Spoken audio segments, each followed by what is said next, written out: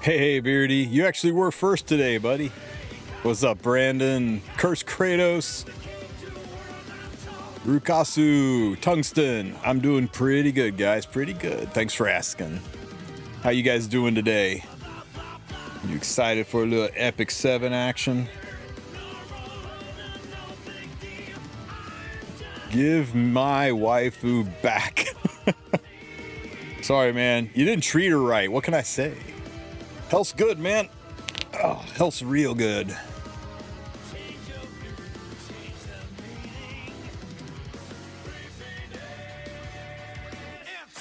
Good morning. It's all Byako's fault. Excited for Ruiza? I am cautiously excited for her. She looks absolutely devastating to fight against.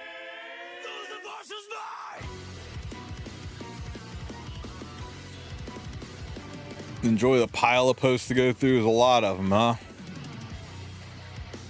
Very excited to be off for the next 3 days. Gonna go play Raid and Dot Hack. Nice. I'm just hoping that Smilegate fixes this frickin' team's first button.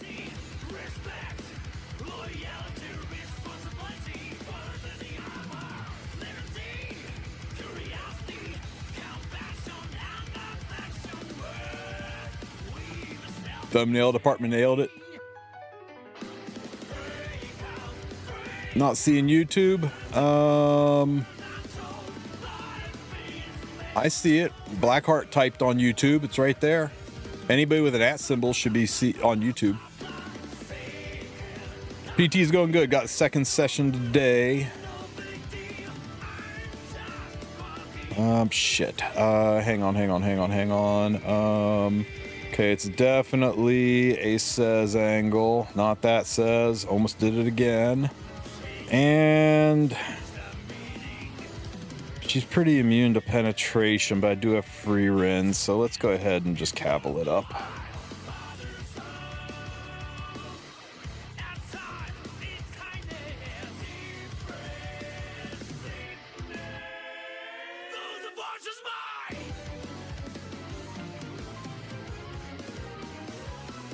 Yep, maintenance pod tonight. Okay, this isn't exactly how I wanted things. That Illinov's going to make a big old problem. I gambled and lost. I guess I could have gotten rid of Illinov and been fine. Sorry, Freerin. I got to expose you. Because we don't get defense breaks, we ain't killing shit. Defense breaks on everybody. No misses. Oh! Defense breaks on everybody except the one that really mattered. Cavill, do your thing. Oh my god, I fucking quad missed. Guys, we might be screwed. Gotta take Maid out. Don't miss.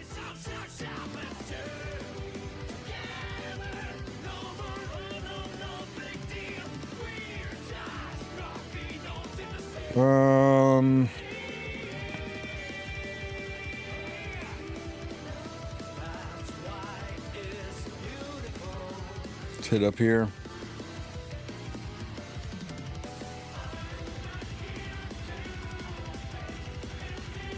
Ow. Ow, ow, ow, ow. Yo. Oh, very nice, Epic 7.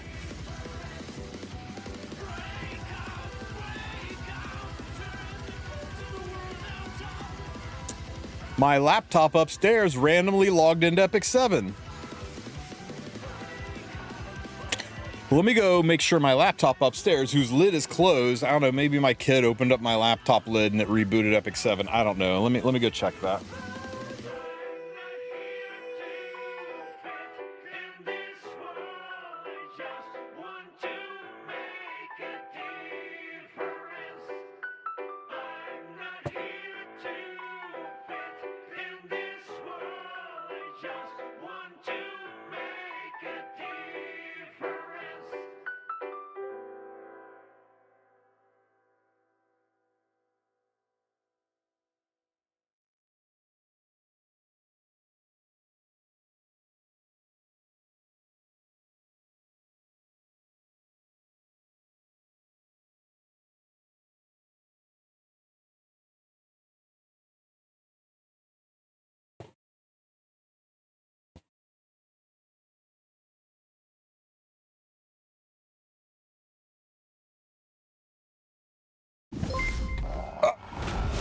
Worst part was we weren't out of that fight yet. We still had a shot at winning. But not if we couldn't target who we wanted to hit.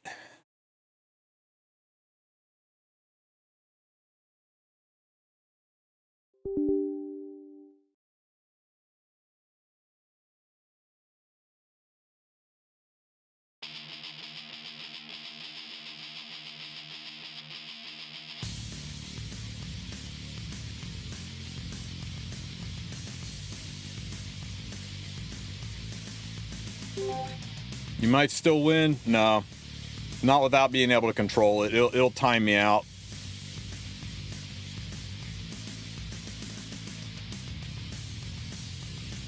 Yep, tomorrow is the DN code.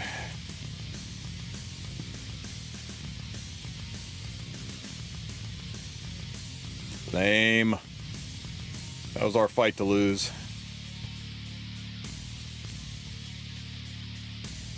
That's a cute Archie pick.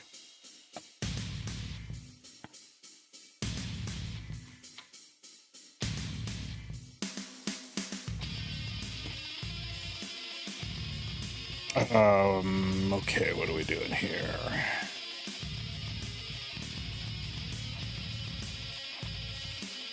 Pavel took too much power.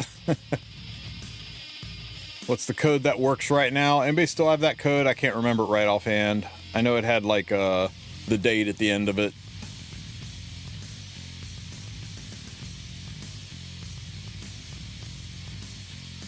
I could look it up, but I'm lazy and it's just easier to ask chat to put it in there.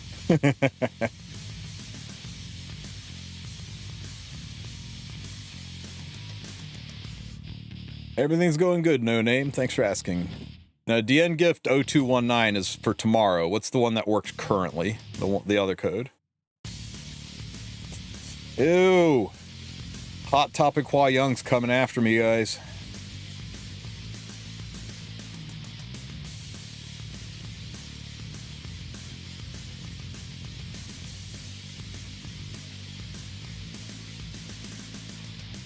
E7 Monolith 0219. Is it 0219 though? I know it's E7 Monolith. Is that right?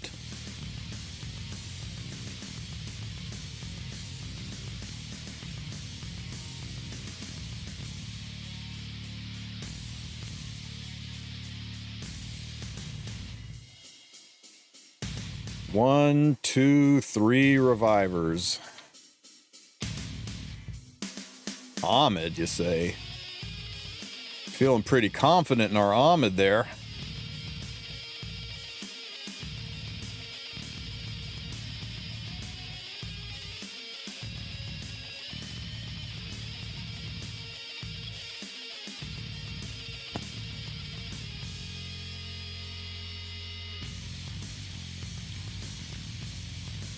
Yeah, the DN code won't go active until after maintenance.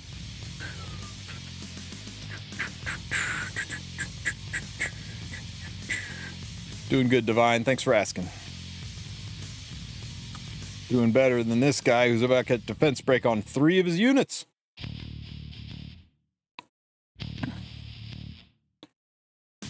I was shit on a stick.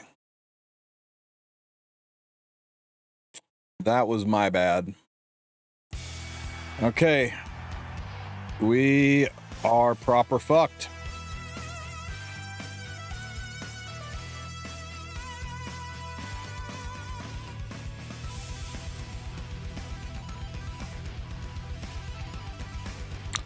Oh well.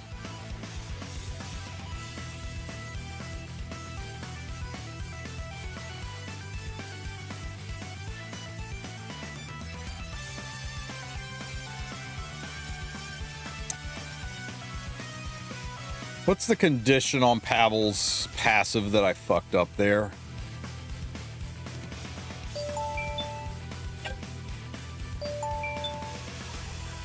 Hang on, guys. I gotta catch this.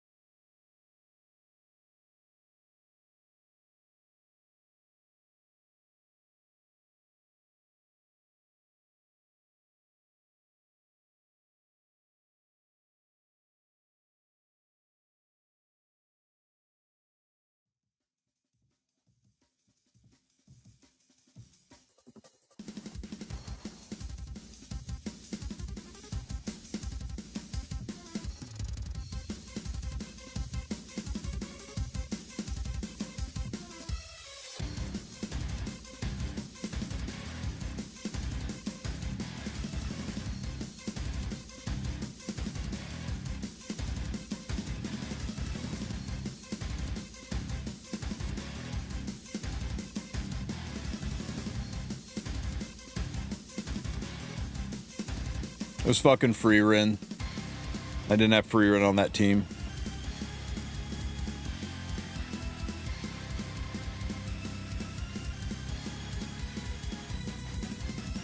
Yeah, multi-hit only counts as one. Free Rin gave him the extra passive, though. Normally, I S3 with Zio, and then I S1. The biggest issue at that last one is I didn't pay attention to Yulha's artifact. I need to watch, because if she's on freaking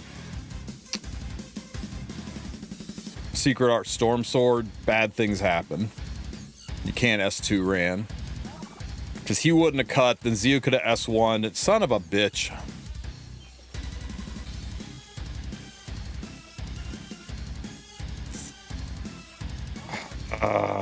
What are you going to do with a first pick Zio picker?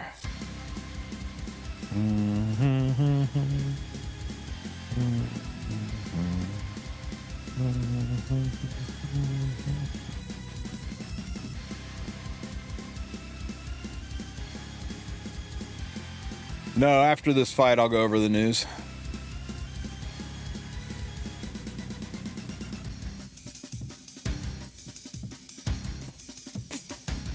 So we racing. He's going to imprint that last pick.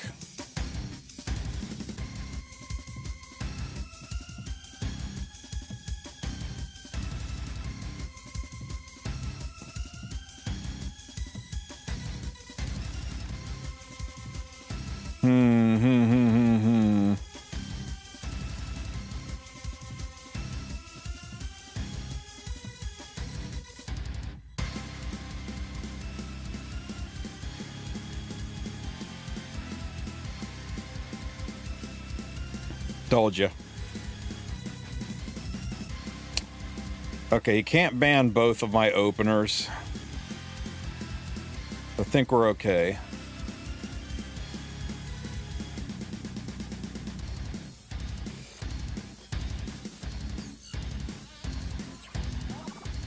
Green Selene last. Oh, Green Selene last would have been pretty good.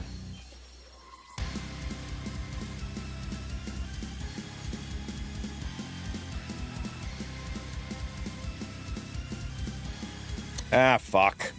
His Renox faster than my Ahmed, so we get to lose for fun. Having a hard time climbing RTA with my current comp? Welcome to everybody's world. RTA is a shit show right now. Nobody likes RTA. That's why nobody's playing it.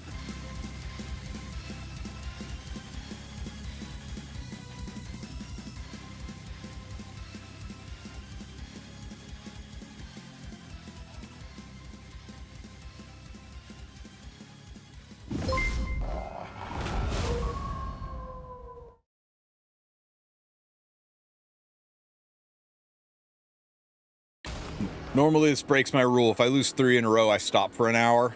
But that first one wasn't my fault. The game crashed. So we have to lose one more before we quit for an hour.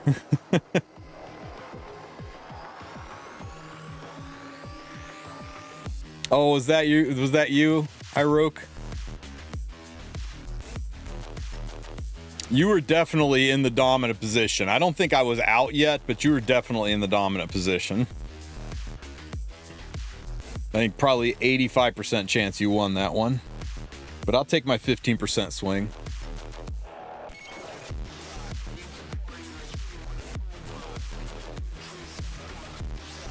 No free Rin? Oh no.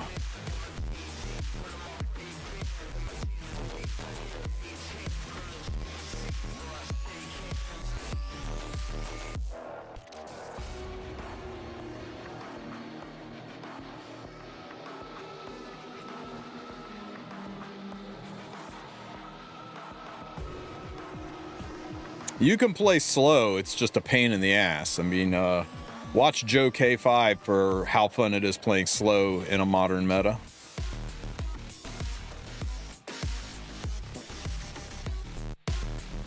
This guy basically screaming that he's banning my DN here, isn't he? Ew.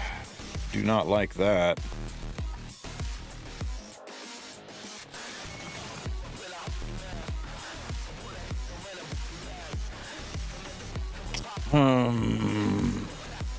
Can't control.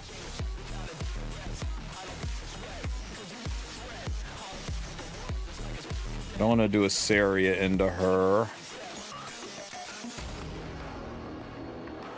I'm going to do Sez, because Sez can reach behind Lady of the Scales in a pinch. So I've got him on the photogenic.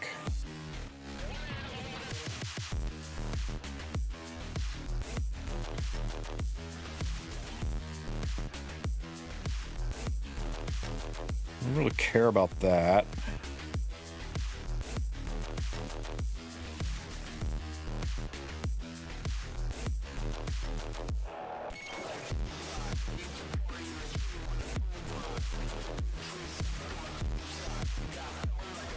Okay, so I gotta get rid of Lady to have a chance at killing everything else.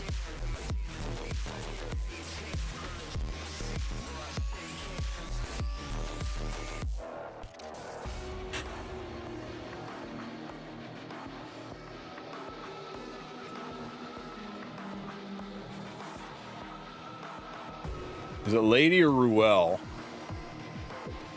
Biako, Lady or Ruel?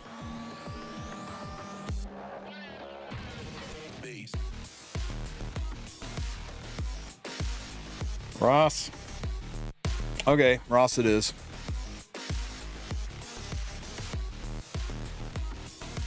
We get to keep DN, guys.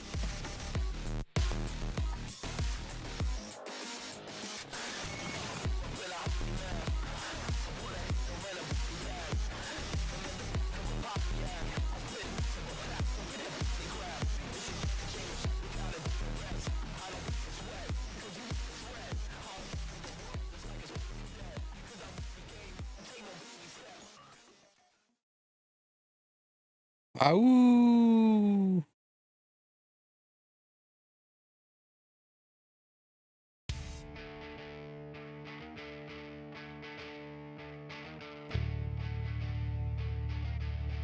Don't hit Cavill. Don't hit Cavill. Go into Zeo. Go into any... Every fucking time. Every fucking time.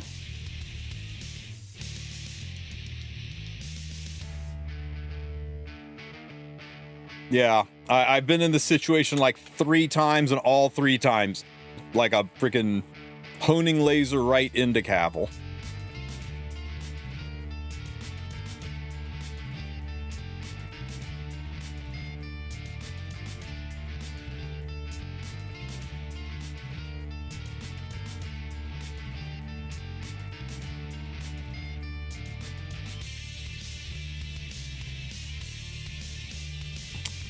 May as well take away one of her raises.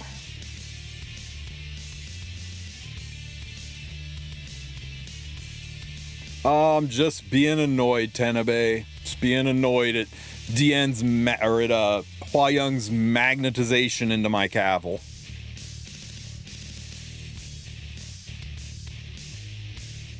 Yeah, when she's on the right side, 100% of the time.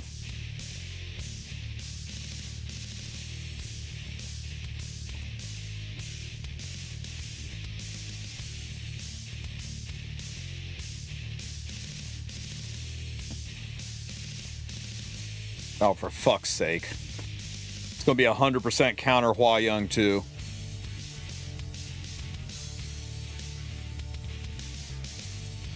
Okay, now I'm supremely annoyed by a fight that we basically were guaranteed to win and not winning it. So I'm just going to be done for about an hour.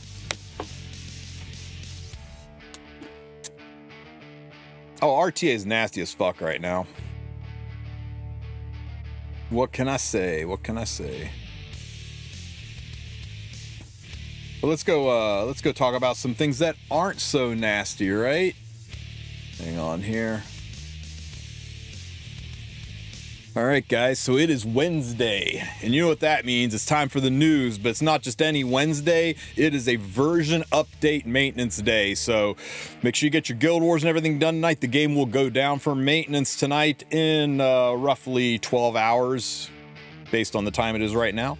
And we'll be doing a post-maintenance podcast. We're going to have a special guest with us tonight. We're going to have Vic Chun on, who's going to help guide us through all these changes to Guild Wars, the upcoming Guild War tournament, as well as going over the news and everything. So make sure you stay tuned tonight for tonight's podcast with myself.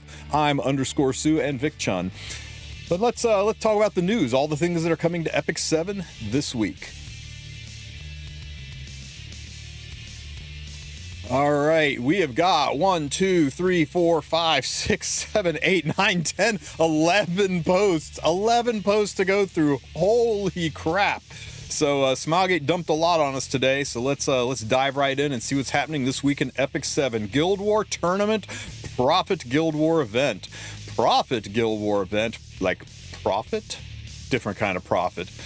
But you will be able to profit by guessing who is going to win, knowing what you know, rooting for your favorite team, or being strategic about it. Just like last time, we're going to introduce a little bit of gambling into our It's Not Technically Gambling, guys, gambling game, where you can bet on who's going to win, decide how many points you want to distribute, and get some rewards from it.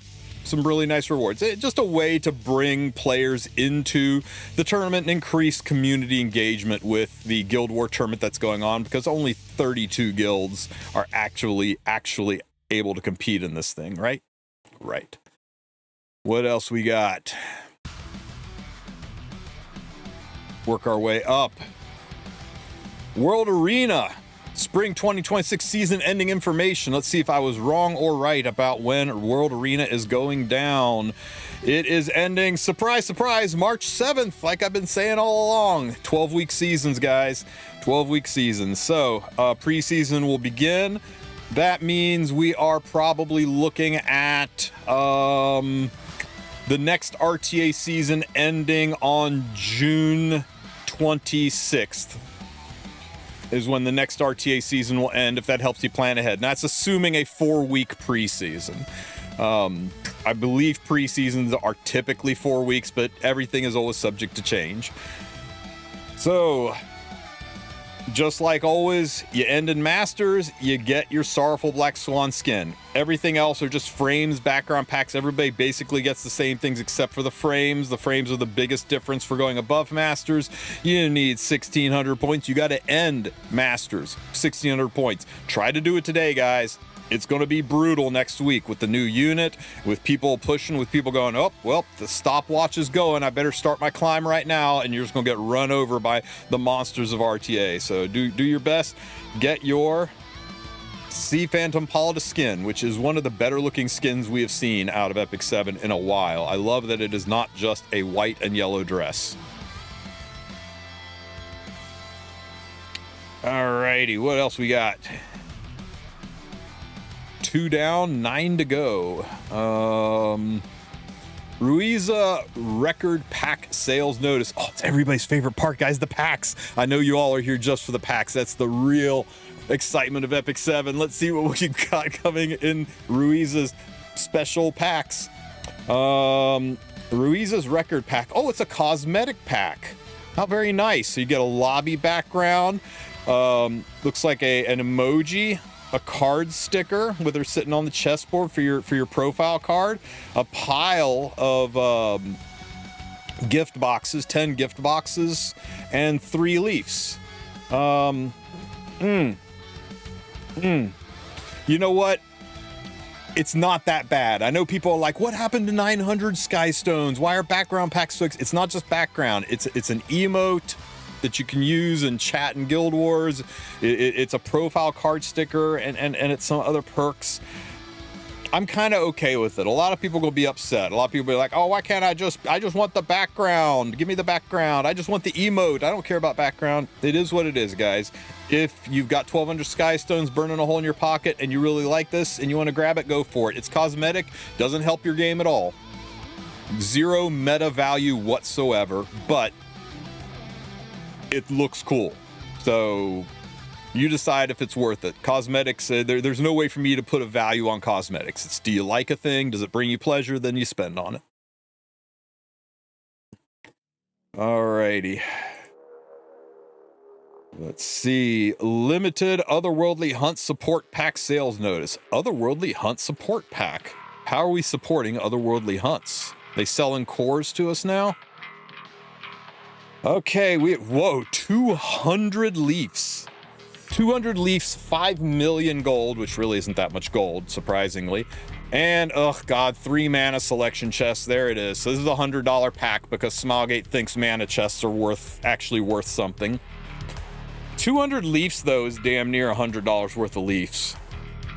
So this is the $100 pack for sure. 1, because it's got 200 leafs in it, and 2, because it's got these overpriced mana selection garbage chests that Smilegate thinks are 10 times their actual value. And you can buy it 2 times. So, yeah, for 200 bucks, you can get 400 leaves. If this is less than $100, it's a pretty freaking good value. If this is 50 bucks, I'll snap it up like that. But I suspect this is probably 100 bucks. We'll see. It'd be really nice if this was only 50. If it's 50, I take back what I said about, them overpricing these chests. At 50 bucks, this is a pretty decent value. Yeah, if it's 50 bucks, it's one of the best bargains in the shop. My copium mind wants it to be 30. Hey, you know, why not 10? 10 sounds good.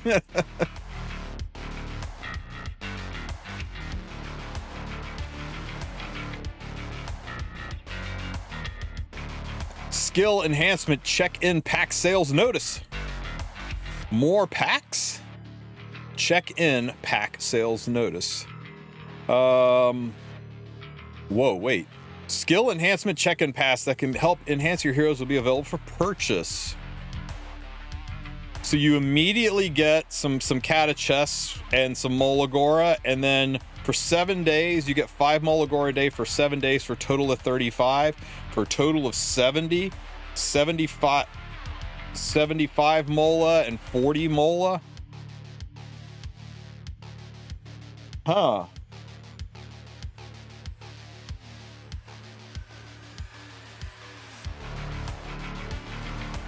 What do you think, guys? They usually value Mola at about like 2 Mola per dollar. So you think 30 and 50? You think 50 and 100, really? Who's this targeting? Who gives a rat's ass about catalyst chests? I don't give a rat's ass about catalyst chests. Anybody's been playing this game for more than 2 years probably doesn't care anything at all about catalysts, right? This is for new to mid players. This is for people who've pulled tons of units and are starved for Mola, and that catalysts are a real problem. Yeah, this is for yearlings. This is for under 18-month-old players. You think they're really going to drop $50 and $100 packs on that? I don't know. The businessman in me thinks that this is going to be 25, or going to be 30 and 50, or 25 and 50, something like that, 30 and 50, just to try to get to give some catch up for the new players and really encourage the sale. Yeah, I mean, oops. Veteran players still struggle for Mola a little bit, but not nearly like it was, right? Here's my Mola. Yeah, I mean, I got 80 Mola and nobody to give it to. The further you get in the game, the less important these things become. So I think this is targeting newer players. So I think this is going to be a little bit less expensive than my knee-jerk of 50, 100. I bet this is 30, 50. We'll see. If it's 30, 50, it's a hell of a deal for people who are just struggling to get their units moled, to get their units up and running so that they can participate in the game. Whereas veterans might be like, yeah, that's really nice, but I got plenty of all this stuff, so I'm going to pass on it. Whereas if it was 50 and 100, everybody passes on it. The rich don't need it, and the poor, it's too expensive. We'll see. We'll have to see how this values out tomorrow, but potentially something amazing here for relatively new players. Okay. Limited Gladiatorium pack sales notice. They're really pack 7 today, aren't they? Okay, limited Gladiatorium pack sales notice. Let's see. Celebrate the opening of the Orbis Gladiatorium, Call of the Heavens Gladiatorium packs will now be available for purchase. Gladiatorium pack number 1 is a PC exclusive, so it's going to be probably 10 cuz. This will be like $5. $5 on PC client only. Growth currency. Okay, so the growth currency selection chest, that's going to be a Potion of Ascension or Awakening Elixir. Something to instantly level 60 your unit and something to instantly awaken your unit. 30 free covs. Okay, so you get, it's all in one day. You get 3 10 summons and then 10 bookmarks. Again, something else to entice new players, to give people a little dopamine hit. It's probably a $10 pack here. So probably $5 and $10. And then we have our two biggins. I look over to the right, I see a Transcendence chest. I instantly go, okay, there's a $100 pack. So Transcendence chest means it's got a Bottle of Knowledge or a Unknown Slate, your choice, one or the other in it.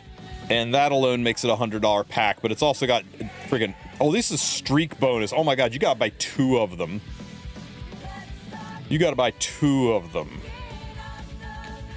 To get one of these. Oh, the 240 powder. Don't get me wrong, 240 powder is really nice, but this,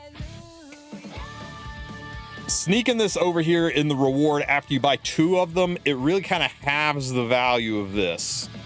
And the 240 power, I'm not sure makes up for it. It does have a lot of bookmarks, a lot of free summons, 10 special supply chests. I'm not buying this. I don't like this trend. I don't like the trend of moving this over here into the special buy. It's always been $100, you get an Unknown Slate or Bottle of Knowledge, your choice. Now it's $200, you get one. And let's be real, this is the main reason the whales are buying it. The whales don't need the powder, the whales don't need the charms, the whales don't need the summons. They got all this shit. The whales want the imprints. And yeah, I think this is a mistake. And I hope they don't ever do this again. I do not like this pack, and I would encourage you to vote with your feet and not buy it. This one for $50. Oh wait, we got 2 packs here, a pack 1 and a pack 2.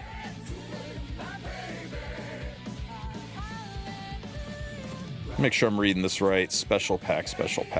Yeah, you can buy it 2 times. God, you can buy Gladiatorium pack 1, Gladiatorium pack 2. You can buy this pack 3 times. 3 times. If they make the special pack $50, I'll eat my hat. And I will take it all back, and I will publicly apologize to Smilegate if this is $50. And you can buy this twice and get all this stuff. That would be insane. There's no way that happens, though, right? There's no way. This, though, probably a $20 pack and a $50 pack. You can buy this $50 one 3 times. I'm not feeling any of these, guys. None of these is motivating me to spend. We've had some really good looking ones. We'll have to see the final prices to be sure, but none of these has got me excited enough to crack open my wallet. They don't look that good. You decide what you want to spend, where you want to spend it. The only thing that looks good about these packs is Ruiza herself in the background. Ruiza is a damn fine looking woman. All right, what else we got? That was a little disappointing.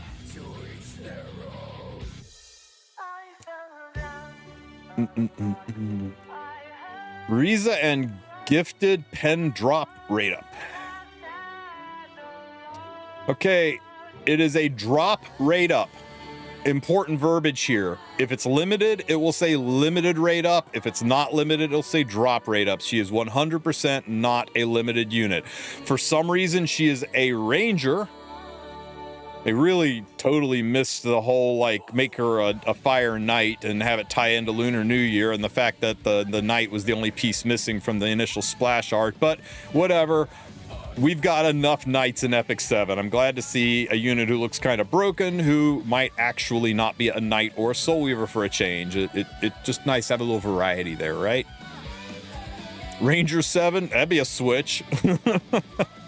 She goes live right after maintenance, guys. Her banner's up right after maintenance. If you are not sure about this unit, let the people pull her and test her out. She's not limited, just like Aki. You can add her to your wish list as soon as her banner's gone and maybe luck sack into her. Is she going to break the game or is she going to be a pass? We won't really know. On paper, she looks stupid good, like devastatingly strong, but we won't know until after testing.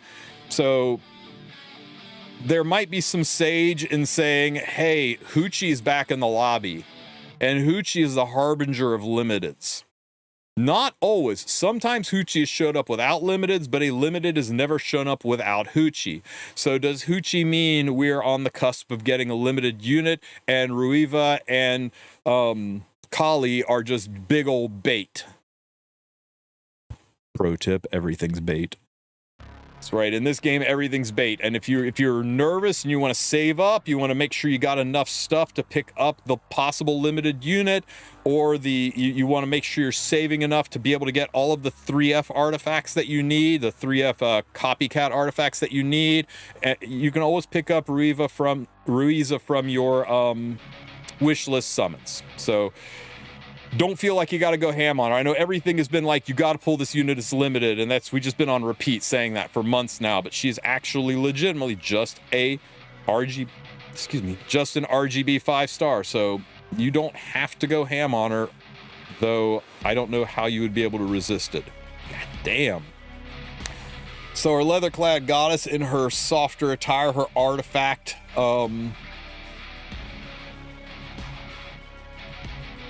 it's good on her. It's good on her. Let me know what you guys think. Are you guys going ham on Ruiza, or are you gonna wait and see? Me and my button pushing compulsion probably aren't going to be able to wait. Craft Your Best Gear event. It is back, guys. What was formerly known as the Zero Defect Gear system is back in a Craft Your Best Gear event system. This time they've changed it up a little bit.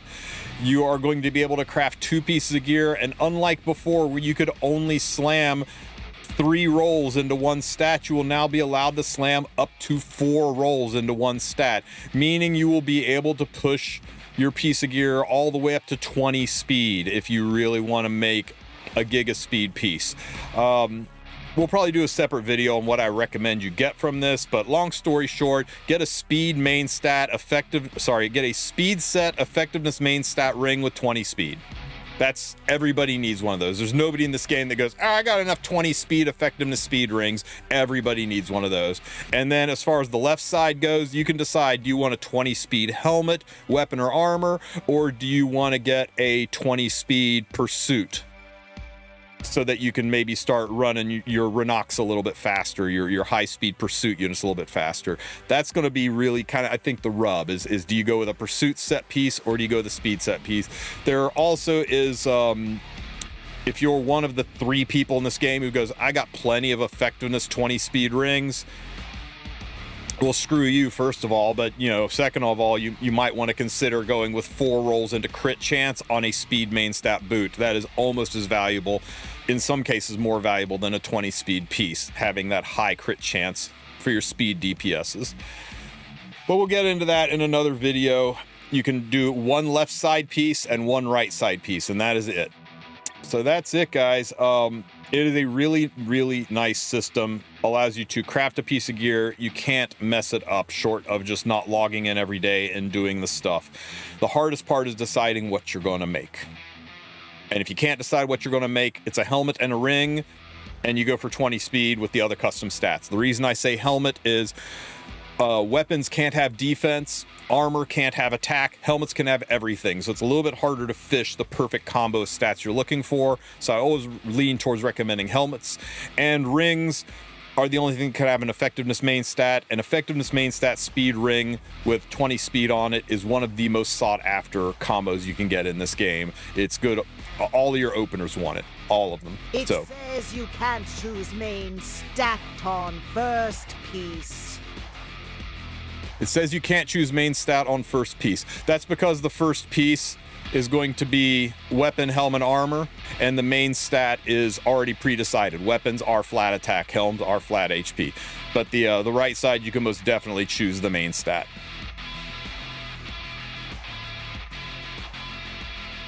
All right. Looking forward to that, guys. All right, we are down to the final three. Whew, that was a lot to get through. Orbis Gladiatorium Play Event. What are we doing here? To celebrate the opening of the Orbis Gladiatorium Call of the Heavens and the Orbis Gladiatorium Play Event will be held as outlined below. You can enter by going to Lobby Events, Orbis Gladiatorium. It's your daily login thing, right? It's your daily login. You play, you do your thing, you get your rewards. It's nice. It's free stuff. You get the currency to do the draws, to get the things and the stuff, and then you go, why does everybody else get Molagora and I just get gold? Sucks, don't it? Nice free stuff. I'm about it. Maintenance tonight at 10 p.m. Eastern Time, 7 p.m. Pacific Time, or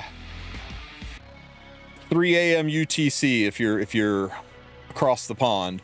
Game will go down. Maintenance is typically 6 hours. This one is, scheduled for 6 hours. It doesn't mean it won't come back up earlier, but once we go into maintenance, we will fire up the podcast right here on both YouTube and Twitch. So make sure you join us tonight. We'll be having Vic Chun and I'm _Sue here to talk about all of the changes and the Guild War tournament heading our way. All right. The big one. 219 update content. What's heading our way, guys? Let's take a look at what we have in store for you in this week's update. The update details provided in this notice of subject change and may be different from the actual update. Players will be able to view these updates after the maintenance on 219. I love the thumbnails. Okay, let's check out the 1 minute summary, guys. It's far too soon for you to be challenging me. Pathetically weak. Ooh. Orbis Gladiatorium, Call of the Heavens, right after maintenance, that goes live. Guild War season ends on Saturday, guys, so Friday's your last Guild War. RTA season closes on the 7th. That's the 6th, same time as normal units come out. So if you want to lock in your Sea Poly skin, make sure you get your stuff done early.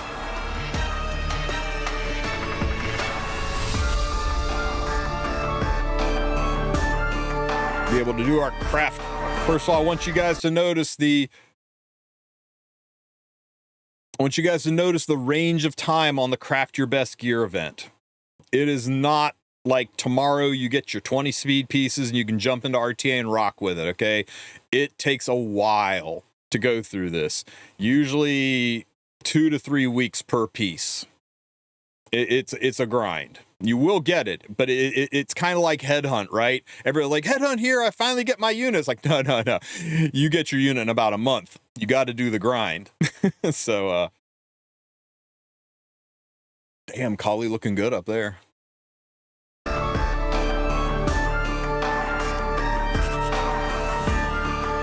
Changing the summon UI to be... I ain't thrilled about it. Arena improvements. God, I hope this is actually an improvement. World Arena improvement, so you get to see the souls now, so all you free run abusers and users can know what to do there. The Covenant Summon count reward is coming in. That's huge change. Seasonal battle. What have we got for seasonal battles this time around? Okay, so expeditions are back. Hall of Trials is back. Strategic Archive, I'm not sure. Oh, that's the thing that they're running alongside of Orbis Gladiatorium. So there is still no Trial of the Constellations, and there is no Tower of Automation. Those are the big two that are missing to allow these to come into place.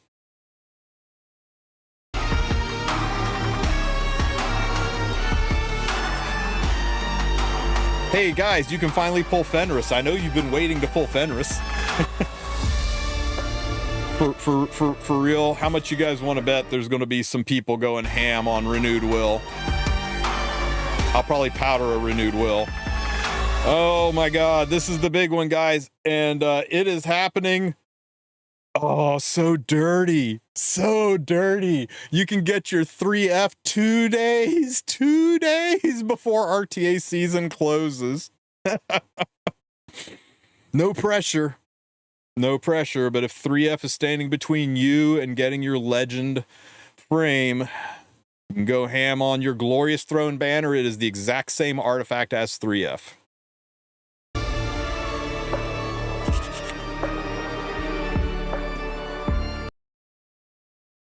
Mystic Summon Rotation. Harsetti. Okay. Last Rider Crowl. Kind of a real unit. Fallen Cecilia. Dragonbright Senya. You know, it's in a world of Mystic Summon rotations, this is one of them. So, yeah. You guys got to decide if this is, if one of these is worth the pickup for you. I'm not sure. I might pick up another Harsetti. We'll have to see.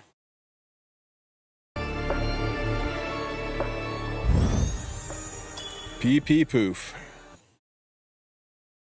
Alrighty. So, to recap what we just recapped there in a blitz, the 21st, this coming Saturday, is the last RTA fight. So you got today, or RTA Guild War fight. So you got today's Guild War, Friday Guild War, poof, season ends. We're into preseason. Everybody's stuff resets. Your Mystic income goes in the toilet. But in exchange, we get to watch a really nice Guild War tournament. And we'll be able to bet on that and gamble on that, find out who is in the seeds. And that will go from the 22nd to March 10th, which pretty much tells you that, when the Guild War for real season comes back for the rest of us. We're looking in the middle of March for Guild War season to start back up, which is about typical. They did change the reward lineup so that the people in the Guild Wars get Mystic medals for competing. Even the ones who show up absolutely last place are still going to be getting 500 Mystics. So that's kind of, oh no, there's 32 guilds. Never mind. So as long as you're in the top half, you get some Mystics. Orbis Gladiatorium Call of Heavens is open. I'm really looking forward to this. This is they said it really well here, right? A PvP style PvE content. For those who missed it last time, this was really good at helping bridge the gap, right? People come in, they do the PvE, and they're like, okay, now what? And like, oh, now you do RTA. And like, how do I do that? Like, well, just jump in and get your ass kicked and figure it out. It's not really a fun way to convert players into long-standing RTA players. So this was really good at bridging the gap, teaching you how to build around team synergies, teaching you team mechanics, teaching you to plan ahead based on what the enemy has drafted. And for those who already know how to do it, the story was really good. And it was nice to get some lore and background on other units. I really liked it. I think it's the best piece of content Epic7's put out in a long time. So I hope you guys enjoy the Orbis Gladiatorium when it goes live, right after maintenance, lasting for damn near 2 months. We'll do walkthroughs and guides for people who just can't be asked on doing it, but you really should just dive in and enjoy it. And by the time you are done with Orbis Gladiatorium, you should be significantly more equipped at jumping into RTA. It's a nice primer. It's not going to replace a coach or personal trainer by any stretch, but I just thought it was really well done. I'm going to stop gushing about it. Strategic Archive update. New content, Strategic Archive, where players can enjoy battle-style content of the Orbis Gladiatorium using new heroes, will be added to the seasonal content lineup. So this is totally new content. That's kind of cool. And oh, it's loaded with bookmarks, guys. And one of those special never always rolls maximum. There are no limited heroes mentioned anywhere in this update. They're all regular drop rate up. Even Kali looks non-limited. Seasonal battle content update. Okay, so yeah, we already went over this. Expedition and Hall of Trials is back, which is kind of rough, right? Everybody just sweeps this, and this is one and done content. So whenever these two are together, it always feels kind of dry. I wish they would like kind of combine these with the grindable contents. Like do expeditions alongside of brawl mode, do Hall of Trials alongside of Advent. But putting these two together always makes it feel like it's a dead zone, but maybe Gladiatorium and Strategic Archive will carry. We'll have to see. Ruiza, the new hero. Oh my god, she looks so good. We'll cover her in another video, but yes, on paper, she looks broken as hell. Absolutely banger unit. Really high speed ranger with a artifact's gonna be really good on her. I think she's gonna kind of be a must-have unit if you're wanting to play in RTA, but don't take my word for it. She's not limited. Let her be out for a few days. Let people play test her, see how she pans out, and then decide if she's right for you and your account, that you have the gear for her and that she plays the way you want her to play before you spend your bookmarks on her, because we do have the 3F banner coming. We do have the Kali banner coming. We don't know anything about Kali's kit yet. And we got freaking Hoochie parking his ass in the lobby, making us think there's a limited heading our way too. And we have yet to see Biblis or any of the other promised limited units. So, you know, stuff's coming. You've got to decide, is this unit important enough to the way you play and how you gear and how you fight that you are going to pick her up and risk missing out on the other stuff? Or are you going to just wait and see and maybe even let her pass like Aki and put her in your wish list, because she will be available in the wish list immediately after her banner is gone. You can wish list pick her up later. All I'm saying is do as I say, not as I do, because I'm pulling her the moment she's live. So you guys have to make your own decision. Her raid up will be right after maintenance. And, oh, we've got a brand new artifact, Unleashed Axe of Heavenly Mandate. The 5-star artifact, Unleashed Axe of Heavenly Mandate, attainable as a reward from Orbis Gladiatorium Call of Heaven. So this is a limited artifact, guys. You get this from Orbis Gladiatorium, so let's see, what's this axe do? Increases critical hit chance by 12% and hit chance by, oh. So you guys wanted a, you guys wanted another symbol of unity, huh? Well, here you go. Here's your new symbol of unity. I mean, not quite. Symbol of unity is also 20% chance to hit, but Symbol of Unity does 16% damage. This does 12% crit chance. Now, 12% crit chance is worth roughly 20 gear score, 18-20 gear score, depending on how you math it. So with that gear score, you could build higher damage. This is going on my Ran. Big as hell, this is going on my Ran. That way I don't have to worry about crit chance anymore, and I could probably build a stronger Ran. And my Ran doesn't really care about the additional damage of Symbol of Unity. He just cares about the hit chance. Yeah, this is the most Ran artifact I think I've ever seen.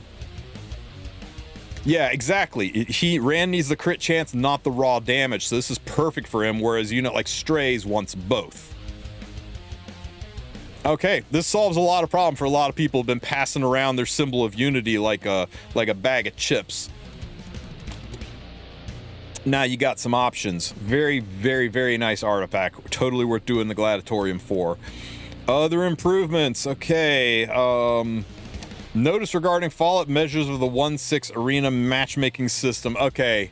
This is going back to the situation where people exploited the mechanics and then had everything reversed back and air quoted. And yeah, an issue where some heirs' league entry records were not properly reset during the fallout measures on 129. Okay, so they're fixing the fix that didn't fix the fix. Okay. Those of you who are impacted by the fix that didn't fix the fix will be fixed after this maintenance fixes that fix. Nice. Summon improvements. Total summon count reward. So you've all heard of 121 Club, right? You do 605 summons and you pity the unit, but there's no guarantee you ever get the artifact. The only way to get the artifact,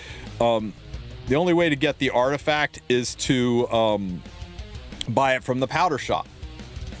So they have heard us. They've heard us complaining that off-banner artifacts suck, and we really need to have a better way to achieve the artifacts. So they have changed the summon system. Now, instead of a 121 club, they have reduced it down significantly on drop rate ups, so that now you get the unit. Where is the total summon count? They had it in here somewhere. It lowered pity. I think it took it from 120 to 110. Is that right?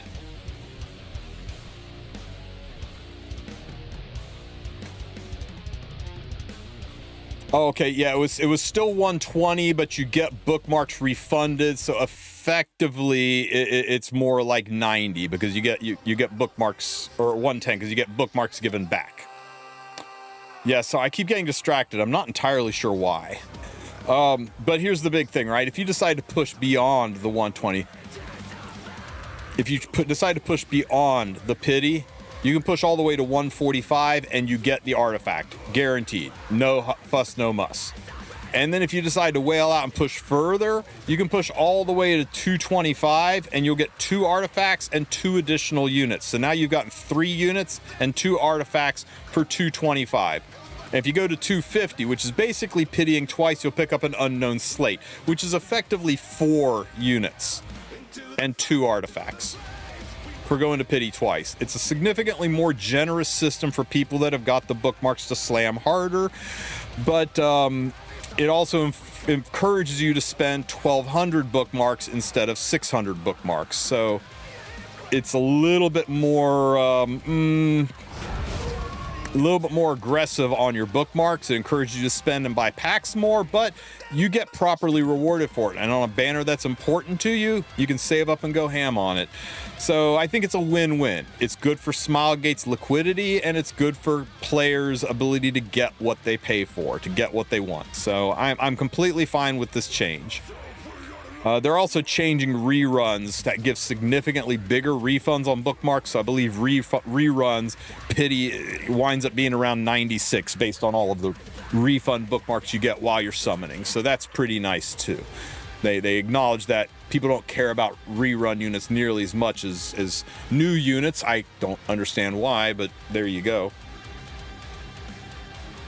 Is that not the luckiest necktie in the world? Okay. Onward.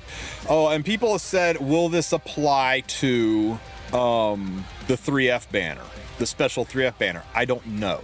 I don't know how this is a drop rate up thing, and I don't know how they're going to apply it to limiteds. If they're going to apply it to limiteds, if they're going to say random 5-star night, random 5-star night, but here you're guaranteed the 3Fs, maybe. We don't know. I believe it is only for drop rate up summons. The fact that they specifically said drop rate up summons makes me think limiteds are not going to have access to this, which means the 3F banner is not going to have access to this. It means limited banners are going to be the same as they've always been. I think. I don't know. Otherwise, they would just say on future Covenant summons, not drop rate up. That's specific language for non-limited. But we'll have to see. I guess we'll find out when the new limited banner goes live.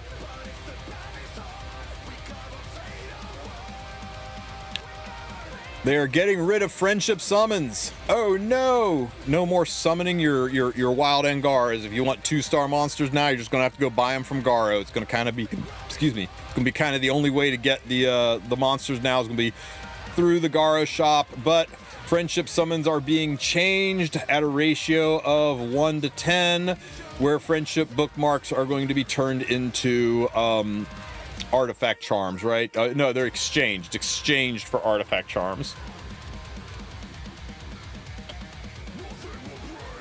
Let's see, arena improvements. I hope this does something. I hope it's more than just cosmetic. I have a feeling that this is going to be just cosmetic. It's not really going to change the layout at all. It's just going to seed more people into Legend and Emperor who wouldn't normally be there. It's still going to be the exact same people. Just the frames on the left side of the screen are going to change. We will see. I really, really, really miss the old arena before they messed it up in April. I really do. Back when arena was fun. But we'll see. Maybe this will fix some things.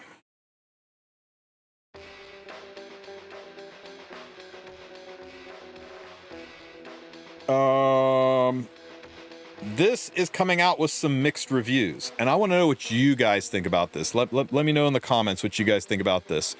An attack guide, so that when you see an enemy defense and you go, huh, how do I fight this defense? You can click an attack guide and it'll say, here are teams people used to absolutely murder stomp this defense in the past, and all you gotta do is click this button and it'll automatically seed one of your teams with that defense and you'll be able to fight it. Now, some people say this is great because I fucking hate having to figure things out in Arena. I just want to know what works and to win. And other people say this is taking away the one last thing, the strategy from Arena, where people actually get to think about how to fight and instead have their hand held and just get told, this is what you do to win the fight. I can see it from both sides. I can see the Arena casuals loving this, and I can see the Arena purists feeling like this is just being given for free what took them years to learn. So I don't know. It's up to you guys. Let me know what you guys think. And Smilegate doesn't care because they're doing it anyway. Strategy guide will be added. And remember, strategy guides don't automatically win the fight for you, right? Just because this has a 100% win rate, well, do you know, right? Is this Celine faster than this last piece Corinne? Is this Singelica really freaking slow that's really tanky on Candlestick, or is she super high speed on Idol's Cheer to get the turn first and then push all the team when she gets hit? You don't know how the builds are built. So a lot of these wins, like these 100% wins, are specific tech picks where it's like, oh yeah, this is a 220 speed counter Lady of the Scales, not a 280 speed set Lady of the Scales. So it's not like it just hands you the keys to the city and gives you an automatic win. Just like looking at Arena or Guild War offenses that other people did. Oh, looks like this is easy to do with these units. Oh, I guess he had much better gear than I did. You got to figure out how the teams are built and what the strategy is. So maybe this will help educate and teach people how to be better fighters, which will translate into RTA as well, because Arena always was the training ground and proving grounds, the place you went to learn unit interactions to take into RTA. We'll see. I'm optimistic. What else have we got? Oh yeah, they're changing it now where if you see like 4 teams and you're like, or 3 teams, you're like, I can't beat any of these teams, you can now refresh the list 5 times without losing your win streak. And that's really nice if you're staring down the barrel of 5 RNG teams you just do not have the units to beat. It's going to let you refresh the list without losing your streak, so that's kind of nice. They're adding a purchase option for quick battles using Skystones, just like in Adventure. You'll be able to buy additional quick battles. Honestly, I think this is the most damaging thing to the top ranks in Arena, because that just means the last few minutes everyone's going to be spamming Skystones to buy quick battles to quick battle their fights to try to jump their score through the roof the last few seconds and capture first, second, third, fourth place. But I guess Smilegate wants to make their money off those sweats, so you'll be able to use Skystones to purchase quick battles. What else we got? During the battle in World Arena, you'll be able to check your exact soul count. You can click on the soul bar and see exactly how many souls they have. It's very useful for chewing through free runs and seeing how many more times you got to hit her before her shield drops. This is really just the free run update, isn't it? Nobody else. It doesn't matter for anybody else practically. The UI for acquiring catalyst and rune currencies when enhancing skills will be improved. It's where it'll take you to the correct Spirit Altar rune. That's kind of nice. Maximum capacity for artifacts will be expanded to 400 because absolutely nobody needed that. Units and gear, Smilegate. Nobody cares about artifacts. Units and gear, please.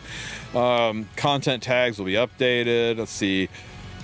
Hero relationships are not properly unlocked. Do something with hero relationships. We got this elaborate relationship system, and you're doing nothing with it, and it's just kind of sad, right? I mean,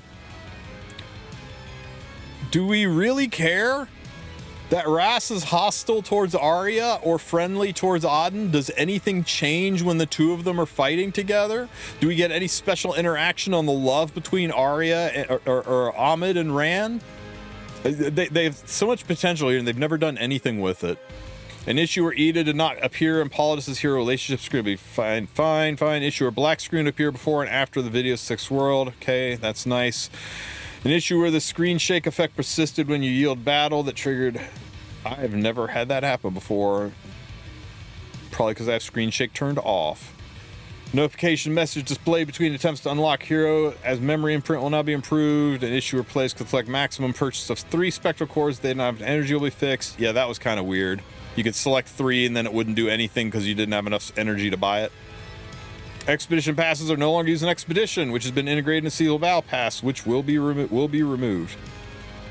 Expedition pass points that are no longer used in Expeditions, which has been integrated in Season Pack. I didn't even notice that Expedition points were still being accumulated, but I guess they were. An issue where the red dot will appear in Expeditions even when there are no rewards to claim. Thank God. The red dots just drive me nuts.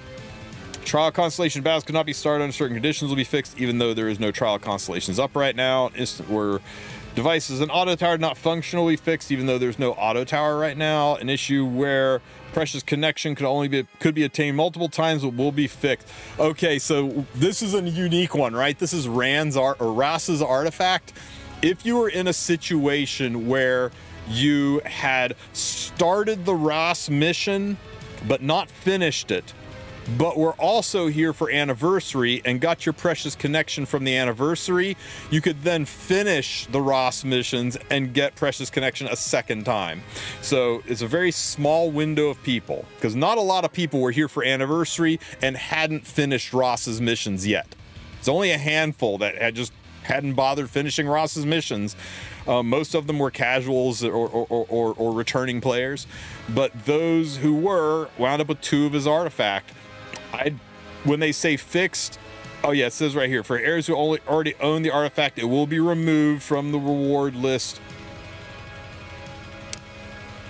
Oh, here we go. Regarding the retrieval of duplicate artifacts, heirs who obtain duplicate artifact retrieval will be carried out after maintenance. Any currency used. Okay, good. So anybody that did have 2 of this artifact, they're yoinking it back, and any currency that you use to level, it's going to be refunded to you. So that's the best possible solution, right? I guess I should have waited. Nah, I mean they're taking it all back. They're not letting people have 2 of that broken ass artifact. But there were some people who were enjoying having 2 of that for a few weeks there at least. An issue where some heirs were able to purchase Perrin's complimentary daily product will be fixed. Or unable to purchase it. Okay, an issue where Team Hero's first button. Oh my God.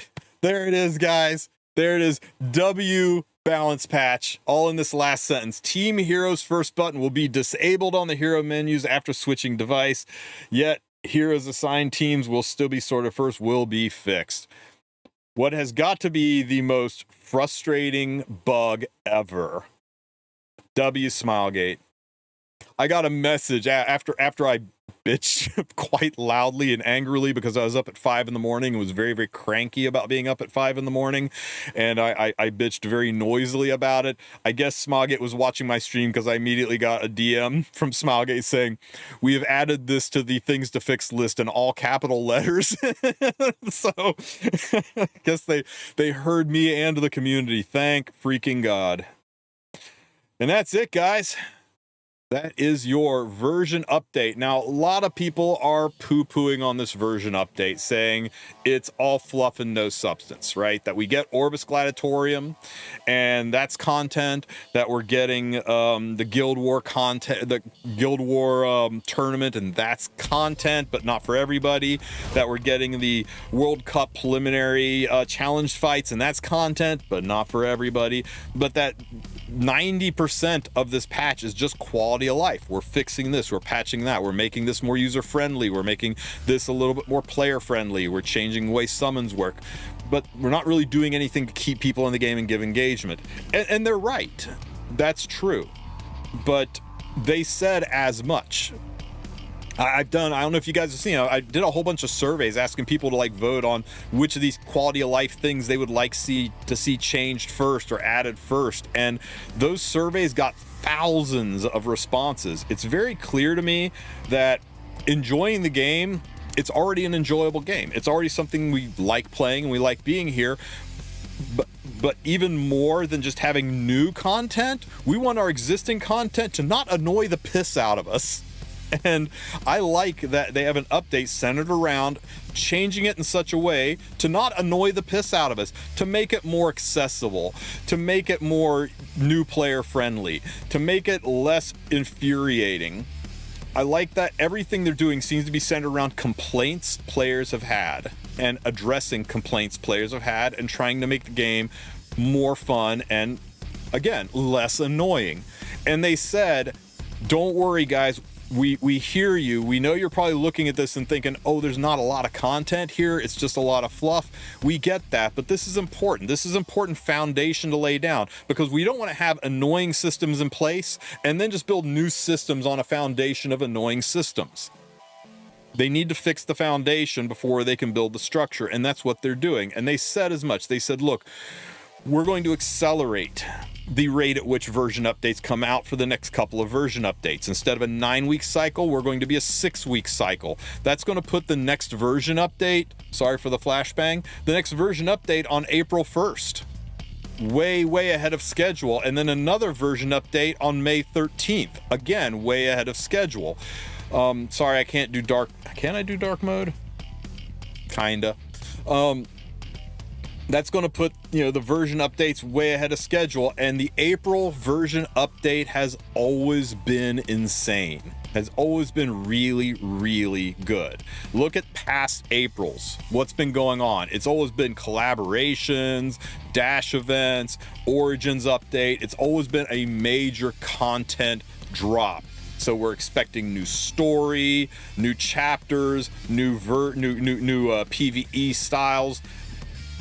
Big changes. I have high hopes for April, and they have set the ball. So I am really leaning into them spiking it. They really need to drive it home that this fixed the structure and this builds onto it. And then the May update, also a really strong update. And then that moves us into July update. That's when summer units come out. That moves us into September update. That's anniversary range. That moves us into November update. Now we're in holidays. We got a really good flow of things coming to us in the next several months. I think they've given us a good path forward, and I'm excited to see what happens next in Epic 7. So I'm not joining the Doom posters. I'm not joining in and saying all they're doing is quality of life. They clearly are just focused on CZN and don't care about E7. It's just maintenance mode. That's why the update was a bunch of fluff. No, they're addressing problems we have. Call me a white knight all you want. I like the direction that we're taking here, and as long as they don't let me down in April, I'll be singing their praises. So that's it, guys. That is your update for Epic 7 for 219. Let me know in the comment section what you guys think. Don't forget to like and subscribe, and make sure you join us tonight in hours, 10 p.m. Eastern time for the post-maintenance podcast. I'll see you guys there. Take care, Epic 7. All right. Are we getting a floor boss this year? Floor bosses traditionally have come out in around anniversary. Between July and November is when all the floor bosses have dropped out. It's really weird to see one early this year, but they did flash Nodos to us. And Nodos is part of the Orbis Gladiatorium event. And here's the thing, right? If he's part of the Orbis Gladiatorium event, flashbang, then that means Nodos has to happen sometime between now and April 1st. Between here and April 1st, they've got to squeeze in Kali, Ruiza, and Nodos. Because their mandate is that people who are on banner will be involved in the story. So if the people are involved in the story, that would make Nodos the ML5 that comes out on the 18th. And that's just it, guys. We're going to see Ruiza the week of the 18th. Sorry, the week of the 19th. And then probably the 5th, we're going to see Kali drop. And then probably the 18th, we're going to see Nodos drop.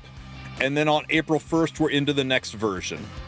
Now, whether Nodos is going to be a floor boss with and when people say floor boss, what they mean by that is there's no non-ML version of the unit like Harsetti, like Archdemon Shadow, and the way you get imprints for them is you go over to the shop, you slide down to the normal shop, no sorry, the transmit stone shop, right, and you buy the imprints for the unit down here with gold transmit stones. And that's what I think. That's my prediction. That's my my tinfoil hat theory. Is we know Ruiza's coming out on the 19th. I think Kali comes out on the 5th. I think Nodos comes out on the 19th as the new ML5 unit. And yes, he will be a floor boss style unit. He's going to definitely be the boss of this version, the boss of the Gladiatorium event, and he will be available through the ML summons, and you'll probably be able to pick up his imprints through the transmit shop. Can't say for sure, but that's what I suspect. And then 3 weeks after he's gone, we're into a version update, a new rerun of Mystics, and I guess he will ink a little bit. His banner will be up for a week after that version update's over, and unless they move him back a little bit like they did with DN, we'll have to see. And then we'll have to see what the April version update has to say. You know, maybe we go off-world. Maybe we see what happens next in Epic 7. Don't know for sure. Again, this calendar is unofficial. It is fan-made, and by fan, I mean me. And it is just for my use. You guys are welcome to use it. You can join my Patreon, ! Patreon. It's free to join the Patreon, and this calendar is there for your use. I will update it. See, I can move things around all I want. So I will update it as changes happen. And try to keep you guys posted with what's coming, but that's my theory, is that the next ML5 is Nodos.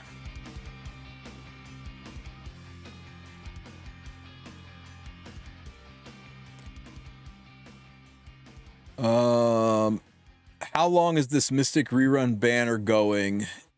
Is it still short? No.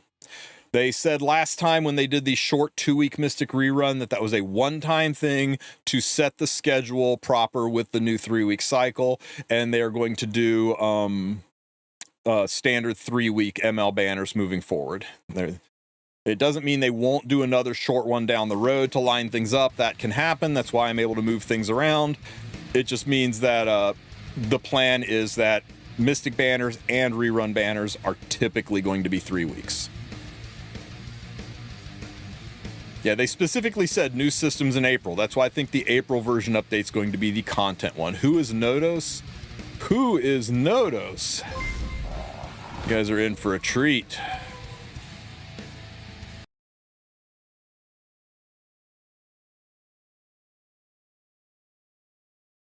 So, if you watch the very first episode of Ross here, hang on, let me,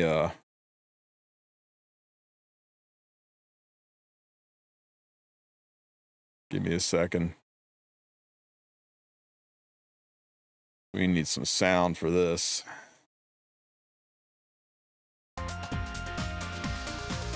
Okay, if you watch the very first, the one who seeks power, you can hear all about Rass's adventures in the monolith and stuff, but Rass winds up fighting Xeno. You know Xeno, right? The best ML5 in the game. Well, canonically, Xeno is stupid strong. So strong, he kicks Rass's ass. There's Rass after fighting Zeo. Just a little stain on the ground. And now Xeno challenges Nodos, who is the god in charge of the monolith. Now remember, this guy just beat the shit out of our MC. He summons this giant demon-looking monster. Nodos just shrugs it off.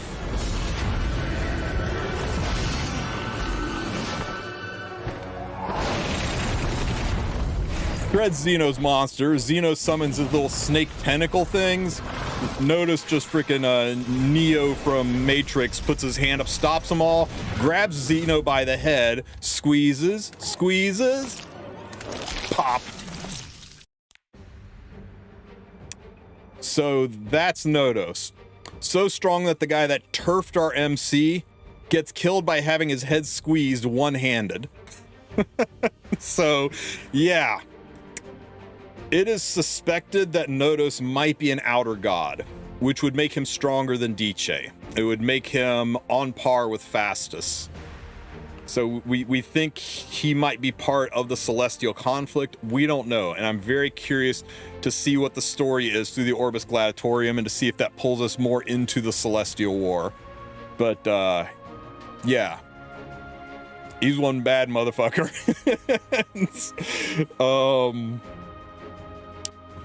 Many people right now are reconsidering summoning for Assaria. We'll have to see. We'll have to see. Hopefully he is every bit of the badass we expect him to be. That video does not necessarily mean he's going to be overpowered. Let's be fair. This guy. So,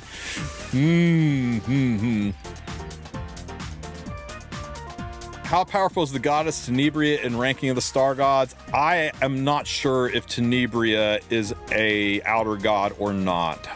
I would have to read the lore on her a little bit more. I'm not sure if she's a goddess or if she is a celestial.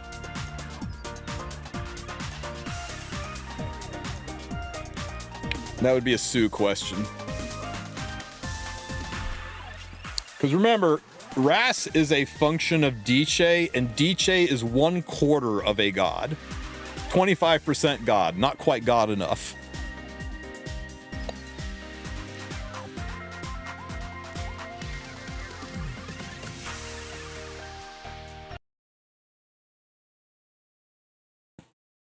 We need more E7 lore vids. Such a pain in the ass to make and nobody watches them. Do you think Smoggett will buff Xeno one day? I think they've got no motivation to buff Xeno. He's 100% free unit. You can go and pick this guy up. He's got one of the coolest fucking voices in the game.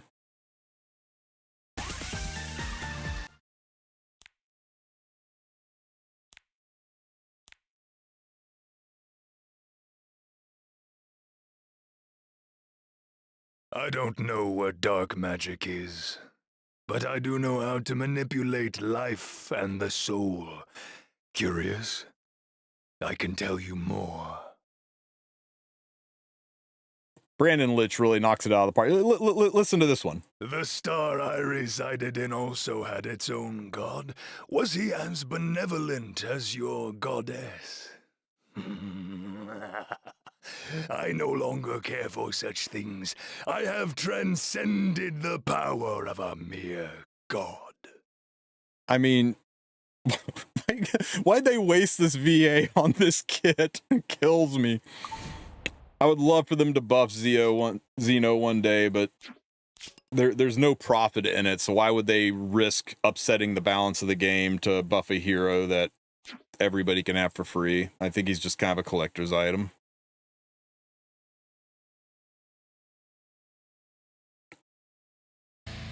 Hey, Xeno's mom thinks he's beautiful. You be nice. Was he meta any time in the history of V7? No. Never once was he good anywhere. He had one use. He had one use. In early Labyrinth, where morale mattered on camping, he was very, very, very high morale. So if you could drag his useless ass through the Labyrinth, you could camp for much higher morale and push a little deeper in Labyrinth. Back before, back when you only were allowed like one entrance a day in Labyrinth, but that's it. And that's been killed by unlimited entries into there. Can we look at the finer details of Gladiatorium and Strategic Archive, please? I don't think they gave us that much here. Do you guys have a direct link to Gladiatorium? PV style content. You've got to clear Chapter 6 to do it. It's open for that long. Yeah, so you get battle objects kind of like Auto Tower that give you special perks in the fight. You look at the battle objects the opponents have, you look at the units that the opponents have, you can look at their skills, and you decide on picking a team. Now, it gives you free units to use. And if you use the free units, you can usually do everything, but there's nothing saying you have to use the free units. You can use your own units, and you can pimp out their gear to just mow things over. I do think there was a special reputation bonus for clearing it with only the free units and not using your own, but I don't know if they'll do that again this year. You'll be able to mix and match and switch in and switch out the devices to give you strategic advantages in the fights. And of course, there's rewards for doing it.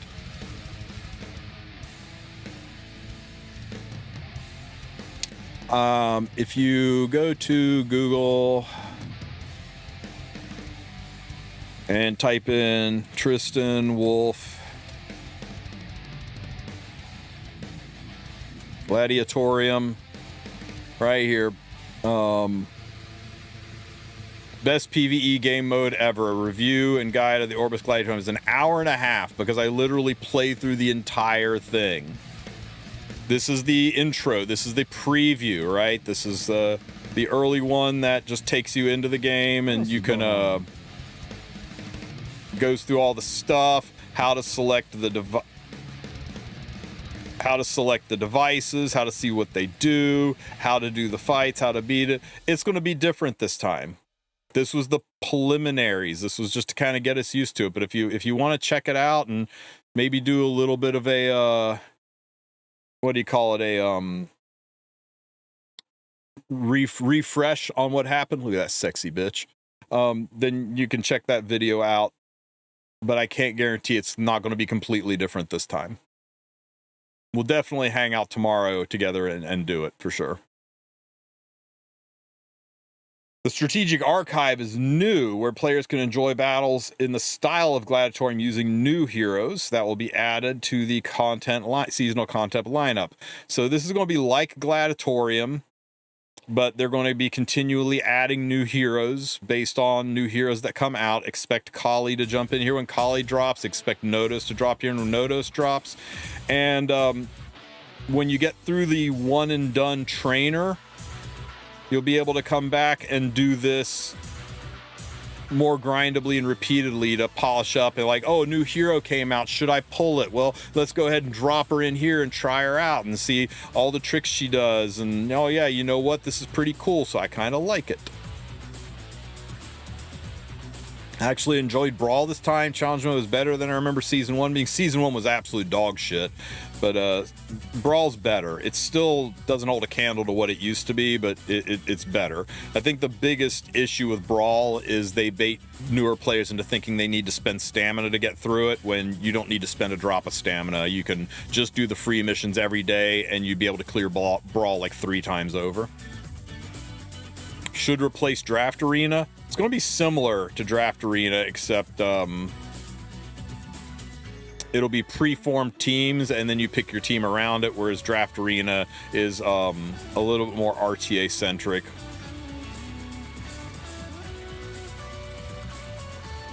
I think this might be a good precursor to getting into Draft Arena to really learn how, now you know how the units work, how their interactions work and everything. Now I'll go to Draft Arena and try it out in a more dynamic setting before I go to the big show and try out RTA.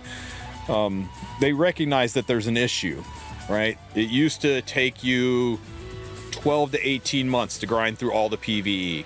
To get your Abyss done, get your Labyrinth done, get your Adventure done. It was a grind. It was not easy.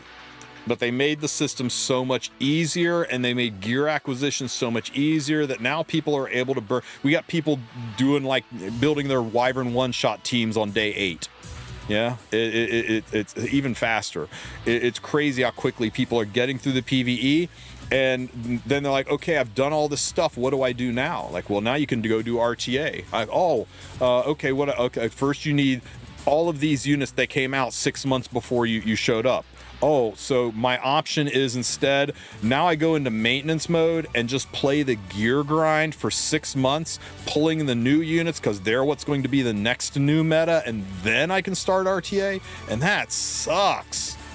And they've tried to address that by giving players access to a pool of units down here, and that has helped quite a bit. I think this needs to be expanded. I don't see any reason why they can't just put every fucking ML5 in the game there and just let you handpick the ones you have access to. But whatever. Everything they've done is to try to bridge that gap a little bit, because you lose a lot of players. The game is so fun when you start. There's so much to do, and you grind through all this stuff, and then you hit this point where it's like the next step is RTA, but you legit don't have the units and their banners are gone. So the only thing you can do is to just sit there and grind gear and pull the units and wait for the meta to shift into the units that you've just pulled and that you have, and now you can actually get to play RTA. So there's this long wait period of nothing to do, and a lot of people say, fuck this game, I'm gonna go play Words with Friends. Hello Kitty Adventure Island's calling my name. So that's a big focus, to try to improve Arena, to try to improve Gladiatorium, to try to improve PvP that bridges people from PvE to RTA. Tristen, if the new A-Collie is a 4-star, will she be mid? The new A-Collie, or the new Collie, is a 5-star, and yes, you can imprint her with 4 stars. It'll be just like imprinting Dark Corvus with Fire Corvuses, or more, or like imprinting Light Aether with Blue Aether. They're actually letting us do that, and they specifically said you can imprint her with 4-star Collie, and they wouldn't have said you can imprint her with 4-star Collie if she wasn't going to be a 5-star. So I'm 99% sure she's a 5-star. Epic 7 hasn't made... Who's the last RGB 5-star that you can pull? Sorry. Who's the last RGB 4-star that you can pull? Anybody? I think it was Furious back in 2021. Furious, Kawana, and Kawazu. Has there been any other RGB 4-star units that are pullable? Veronica's not pullable. Veronica you get from doing missions, and you only get one of her.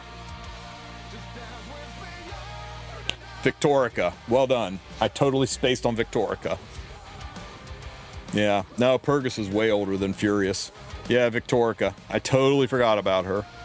Okay, so there has been one.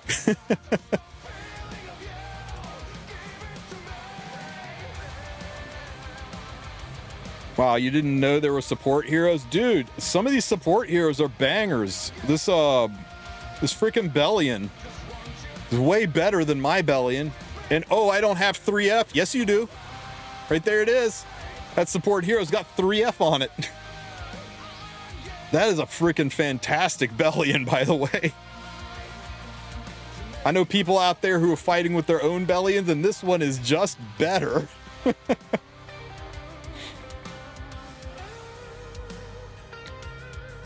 little slow for my taste, but that's not bad.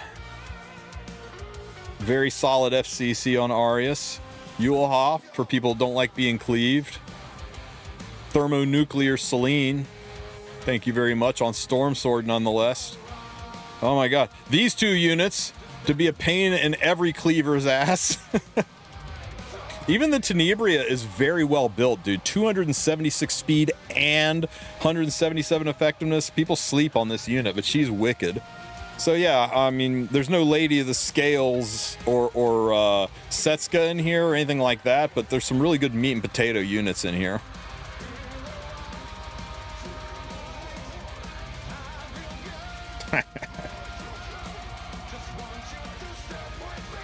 As a returning player, should I use my pity on Monarch of the Sword of Saria?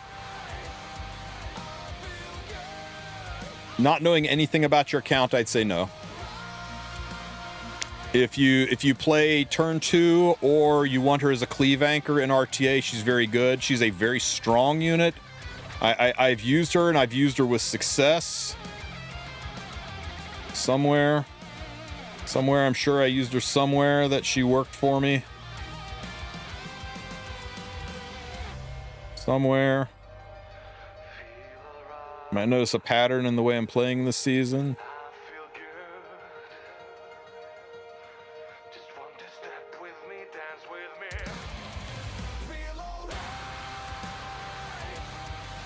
What the deuce?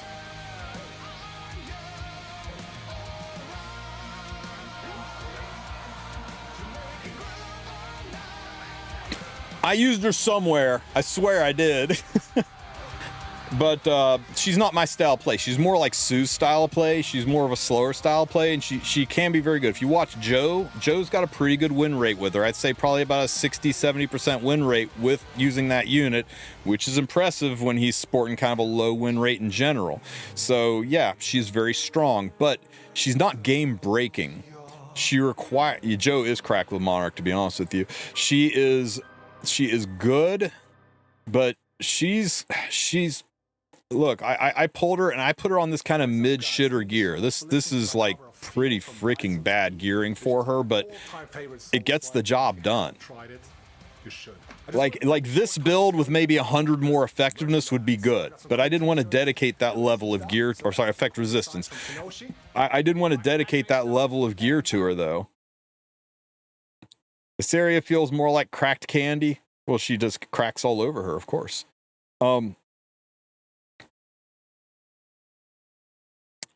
Here's the thing, right? If you've got to ask, is she worth the pity? I don't think she is. She's one of those units that you look at her and you go, that's my style of play. I know I'll do great things with her.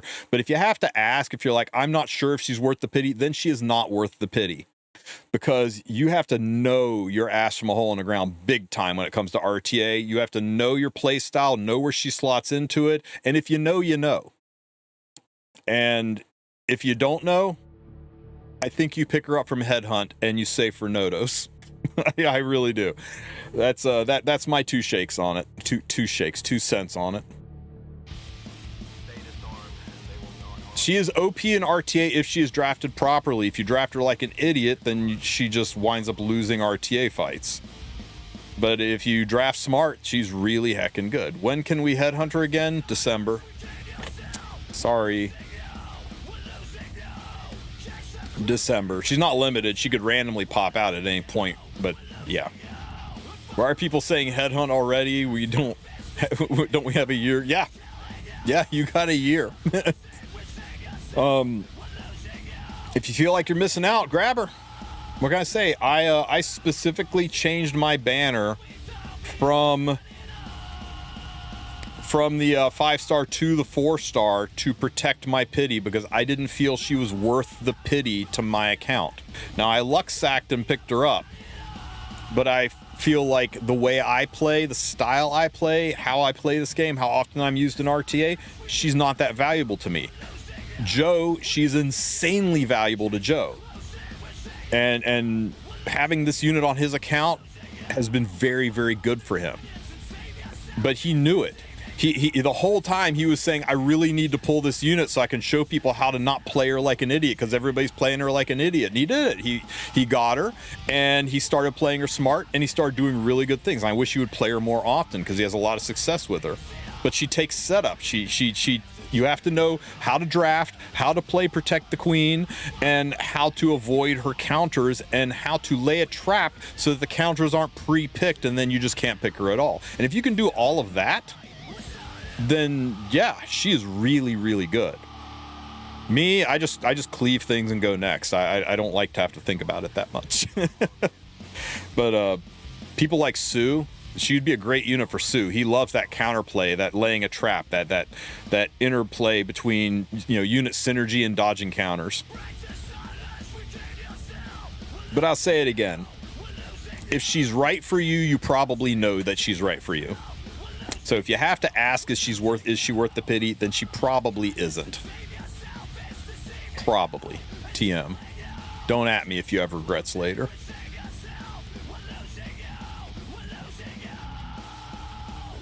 Yeah, I feel it, Azeron. I was a little nervous about that video, because I put that up and I was like, oh, it's going to make people think this is the best way to pull for a unit, and it's really not. It's just, taking your shot. Protecting your pity is more important than the unit. Ugh. 11 blues.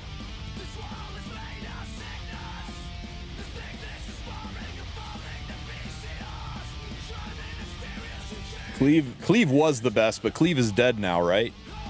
Everybody should take all the gear off of their cleave unit or anti-cleave units, because there's no reason to have anti-cleave units built anymore, because cleave is dead. It's just waste of space. So everybody ungear all your anti-cleave units, because cleave is dead. You heard it here. Tell your friends.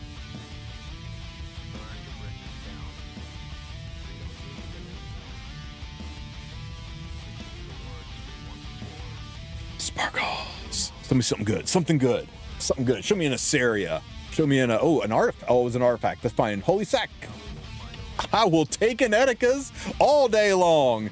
Thank you, Sai. I appreciate your donation. You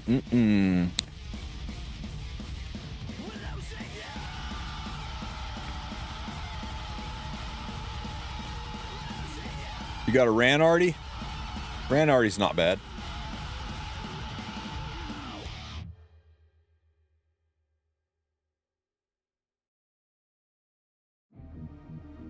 Payar everybody tells me Payar is good, and I just never see it.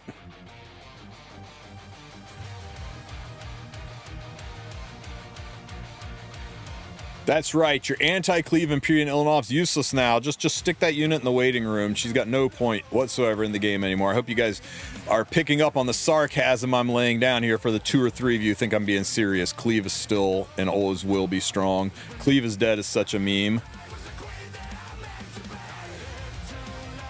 But for real, ungear all your anti-cleave units. I would appreciate you.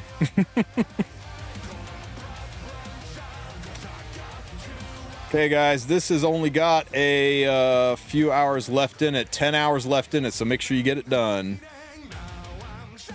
What's the best counter to fight ML Yulha? Go first. Setska and Singelica are nice to slow her ass down, but yeah. Yulha is a huge problem right now.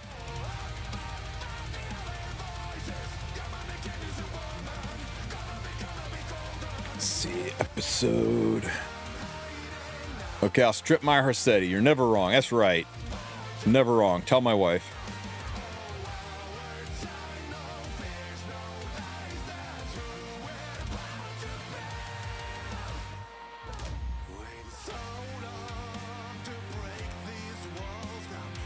The worst thing about Nurse is I keep expecting her to be a Soul Weaver, and then I forget to look for Storm Sword, and then I lose because of it.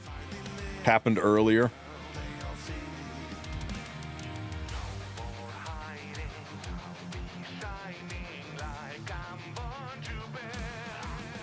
What's your guys' feeling on Prophetic Candlestick? Is it fine? Or do they need to change the wording to say the effect can't be procced by a hero?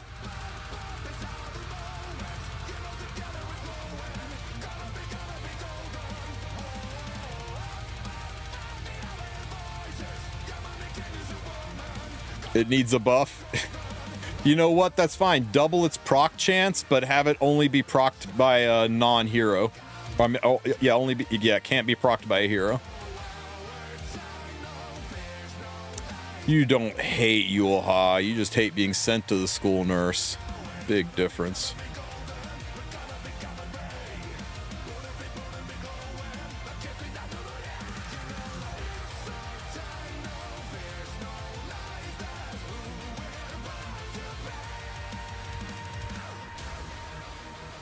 Ugh, I do not miss the laggy web events. At least they're not so bad on the PC client. Yeah, it's all they need to do is put the verge just at the very last sentence. Artifact effect cannot be triggered by a hero. Simple change. It just means every single Ruel out there's suddenly going to be on Idol's Cheer too. So, you know, be careful what you ask for. Idol's Cheer Ruels are the devil too.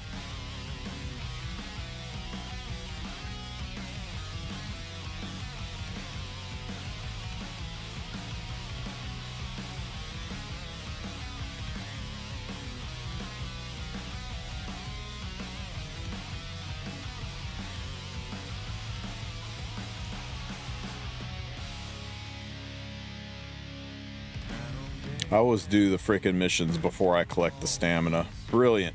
Well done, Tristen.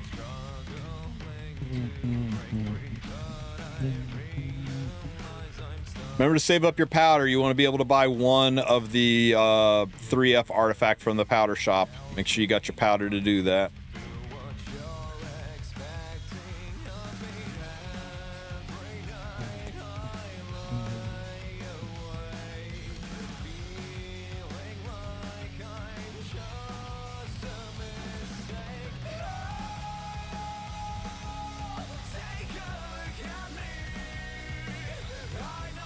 Ahmed still works? Yeah, Ahmed still works. Bryceria Cleave's nasty. 3F is coming? Yep. Right here.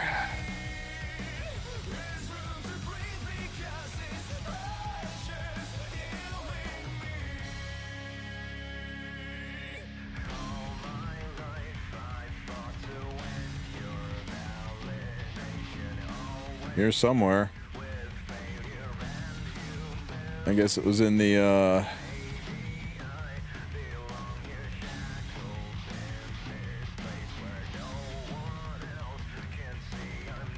Did I zoom past it? No, support pack, check-in pack, limited pack, gear pack.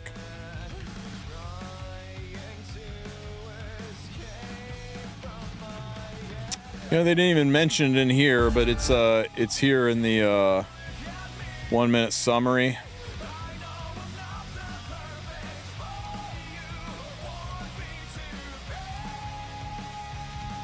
Whoa, that was weird. So, yeah, it's coming out on the 5th. 2 days before RTA closes, by the way. 2 days before RTA closes. Glorious Throne on the Night Summon banner. It has the exact same effect as 3F. Yeah, Glorious F.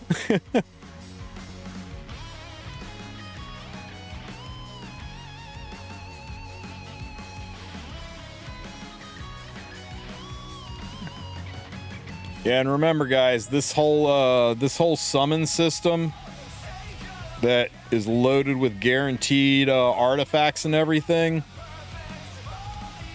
says specifically that this is for drop rate up summons, not limited summons. And that 3F banner, that's a special limited banner.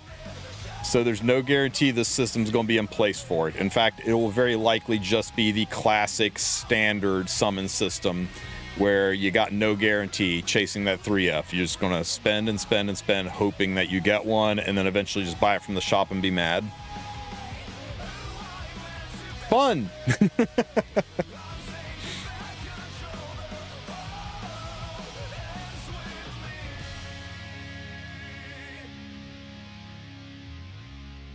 Yep, it'll be the same as that one. Same for the Zeo artifact, the same for Strike of Aspiration, same for Cure All Magic Wand, all of those rerun artifacts.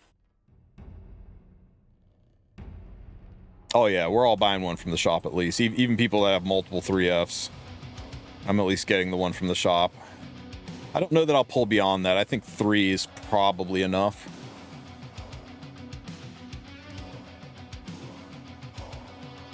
Oh, the Zeo one was like the new one? Oh, so maybe we'll be okay, guys. Maybe we'll be okay. Maybe it'll be just like the Zeo one and everything will be fine.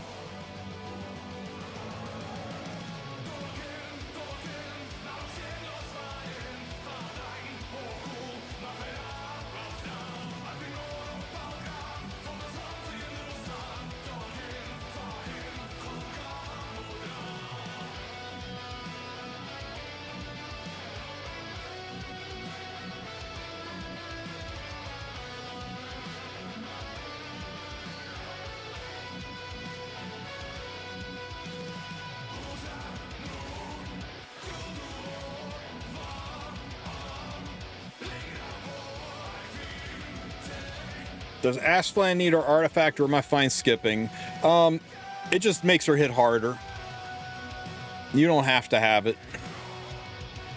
It's a very, very good artifact for her. It's probably her best in slot, but you can get away with a variety of other artifacts on her.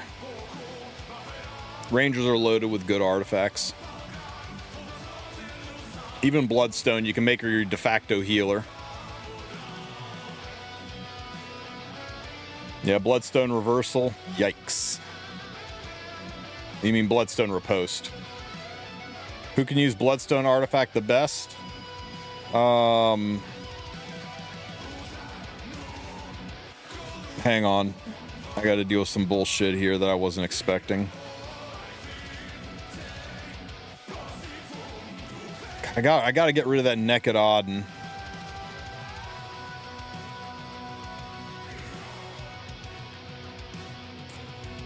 Fuck! I really wanted to do free Ren here. Bomb Model Kana for expeditions. It can be okay on Landy.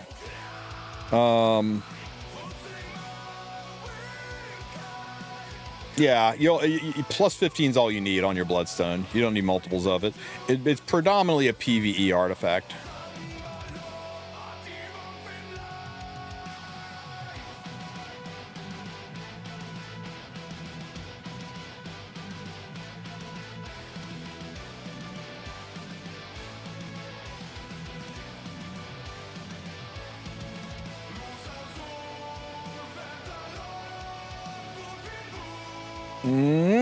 Nice.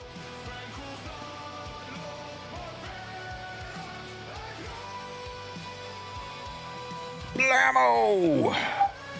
Slap, slap, slap.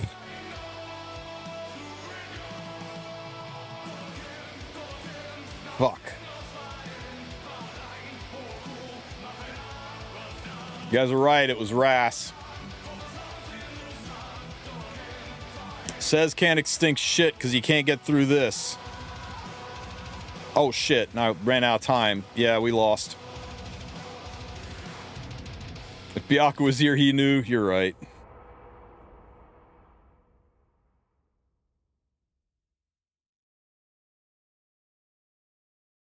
So annoying.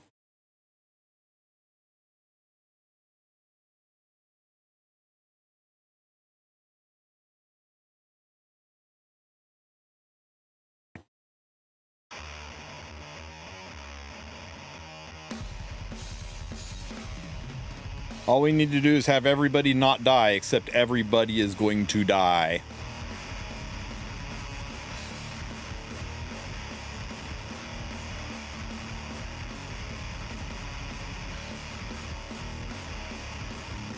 Hey guys, I'm perishing.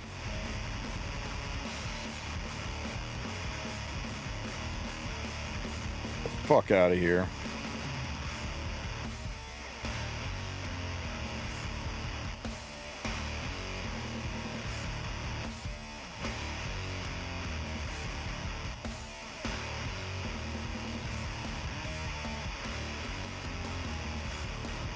Come on, Zio, you can do it.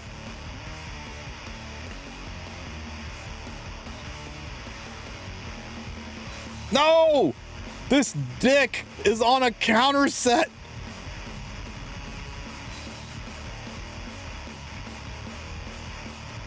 What an asshole.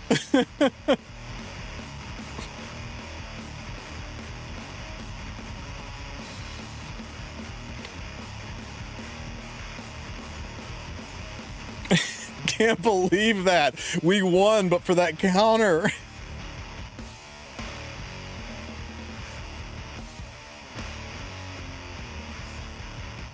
Who puts counter set on Ras?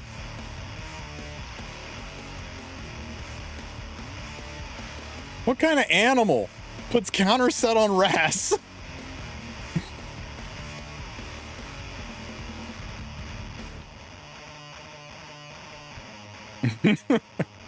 Elbrus doesn't proc on a single target attack on the unit. Elbrus only procs when you hit an ally. You can't Elbrus when you get hit. It's only procs when the ally gets hit. Time to make a counter Ross.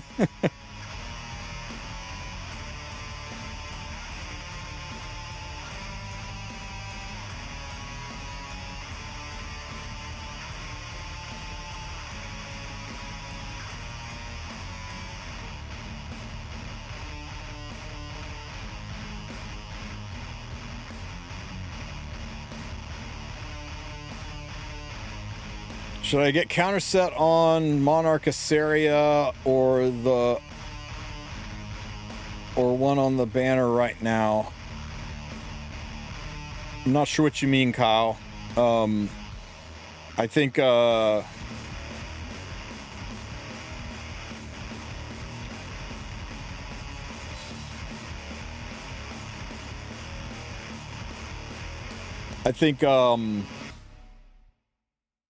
Monarch Assyria pretty much requires counter set, though some people are building her on speed, which feels weird, but you can do that. Quick question. Light List with 296 speed, 150 F, or 302 C Politis with 80-ish, etc. All speed with 80, etc. I would go with the 302 version. Nobody here to react to this.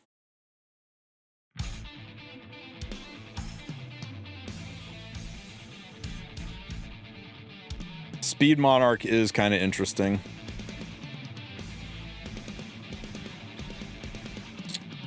Oh, that was disappointing. Show me what you got.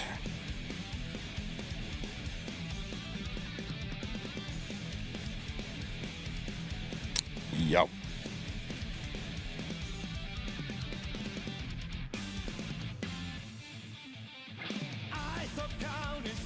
Can't you go attack set if you want a Cursed Cleave Assyria? Maybe. Maybe. That Illanov really took the piss out of my damage. Oh my god, she fucking lived. Ow, ow, stop it. It's okay, bring her back, it doesn't matter, I can target anybody.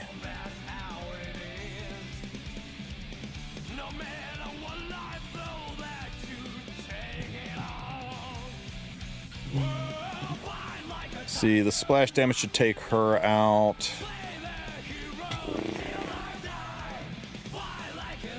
Was fine. She misses, but that's okay. And then the splash damage takes her.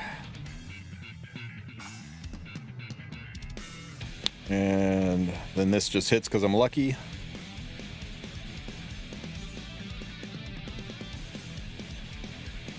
Damn, that Zeo is not going to cut that Setsuka.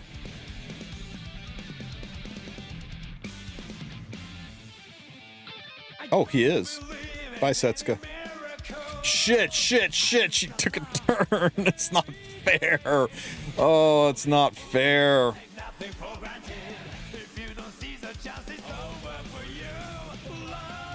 Now I'm stripped and blinded and I hate it.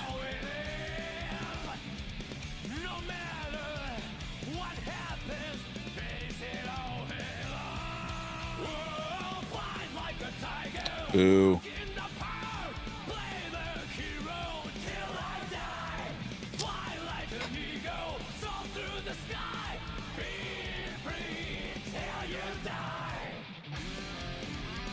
Can we shake it off? We can't shake it off yet. Piss. Of course she crits. Why wouldn't she crit? Oh yeah, all Ruels are Candle Ruels. It's the only real artifact for her. Some people cope that Idol's Cheer's good on her, but they're wrong.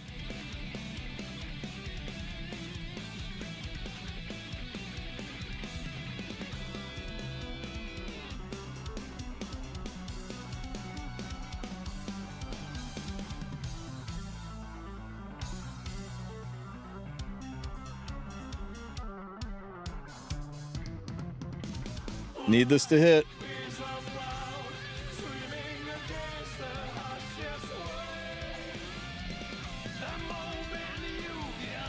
Damn it, S3's not up yet. Ow. Okay, Rand's gone, and I think with Candlestick being up, we do not have a path forward here.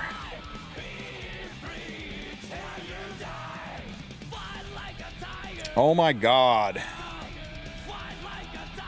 Frickin' hell.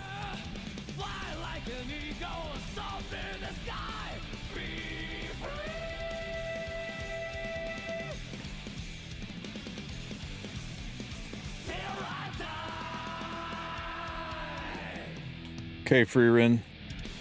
Show me something amazing. Oh, anybody that picks Setsuka Ruel into, I think, is just, in general, an asshole. We left her with, like, 1 HP? I'm getting gear gapped, guys.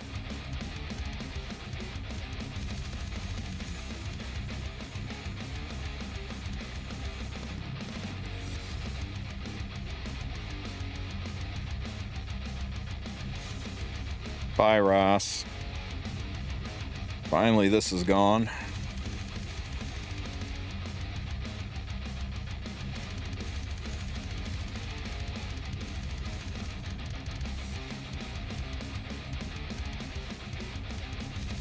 I mean, I got no chance of winning this, but he trapped me here in a Ruel Setsuka fight, so I'm going to make him play it out. As long as he's here fighting me, he's not doing these horrible things to other players.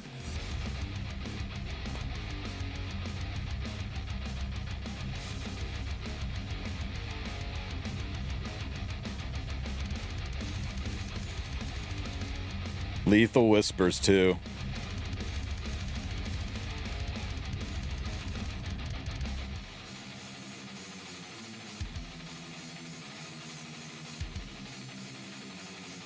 Well, if he keeps getting these dual attacks, then I guess I don't have a chance to draw this out.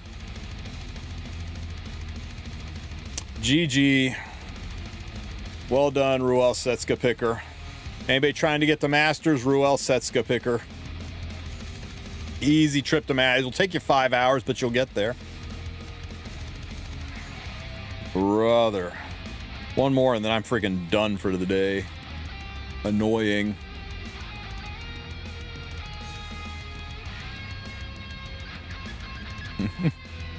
Nah, you hate the game, not the player. He's just doing what he has to do to survive in this bullshit meta that Smilegate created.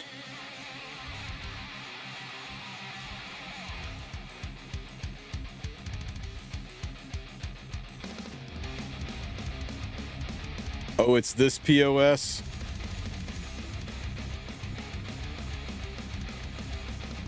Who's this POS? I didn't see the profile card. Beat this pig, it'll be tough with him first picking Zeo.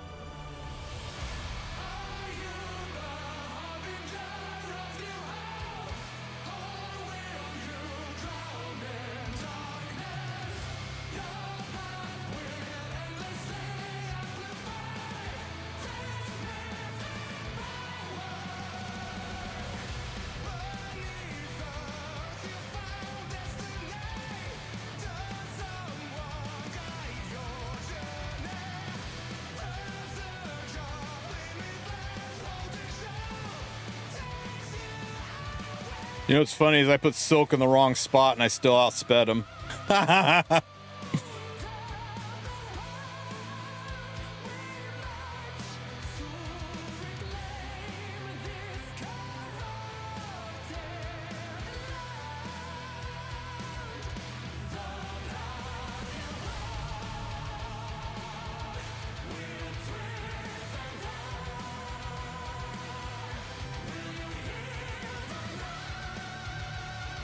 Yeah, I shouldn't have S2'd there.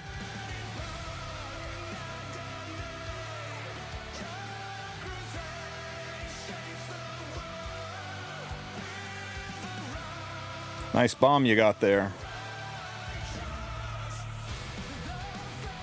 Oh shit. Never mind.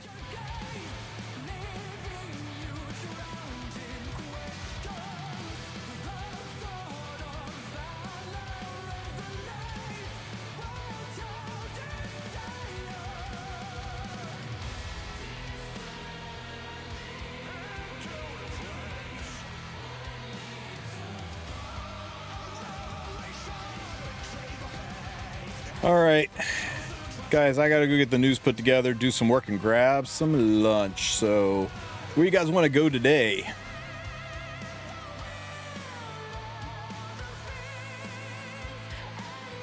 Want to go for DN? Not sure. Let's see, who is streaming Epic 7 you guys can go and hang out with?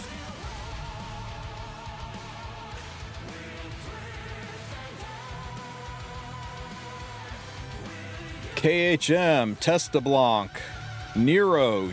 Wow, that nerd deity's playing. Let's see.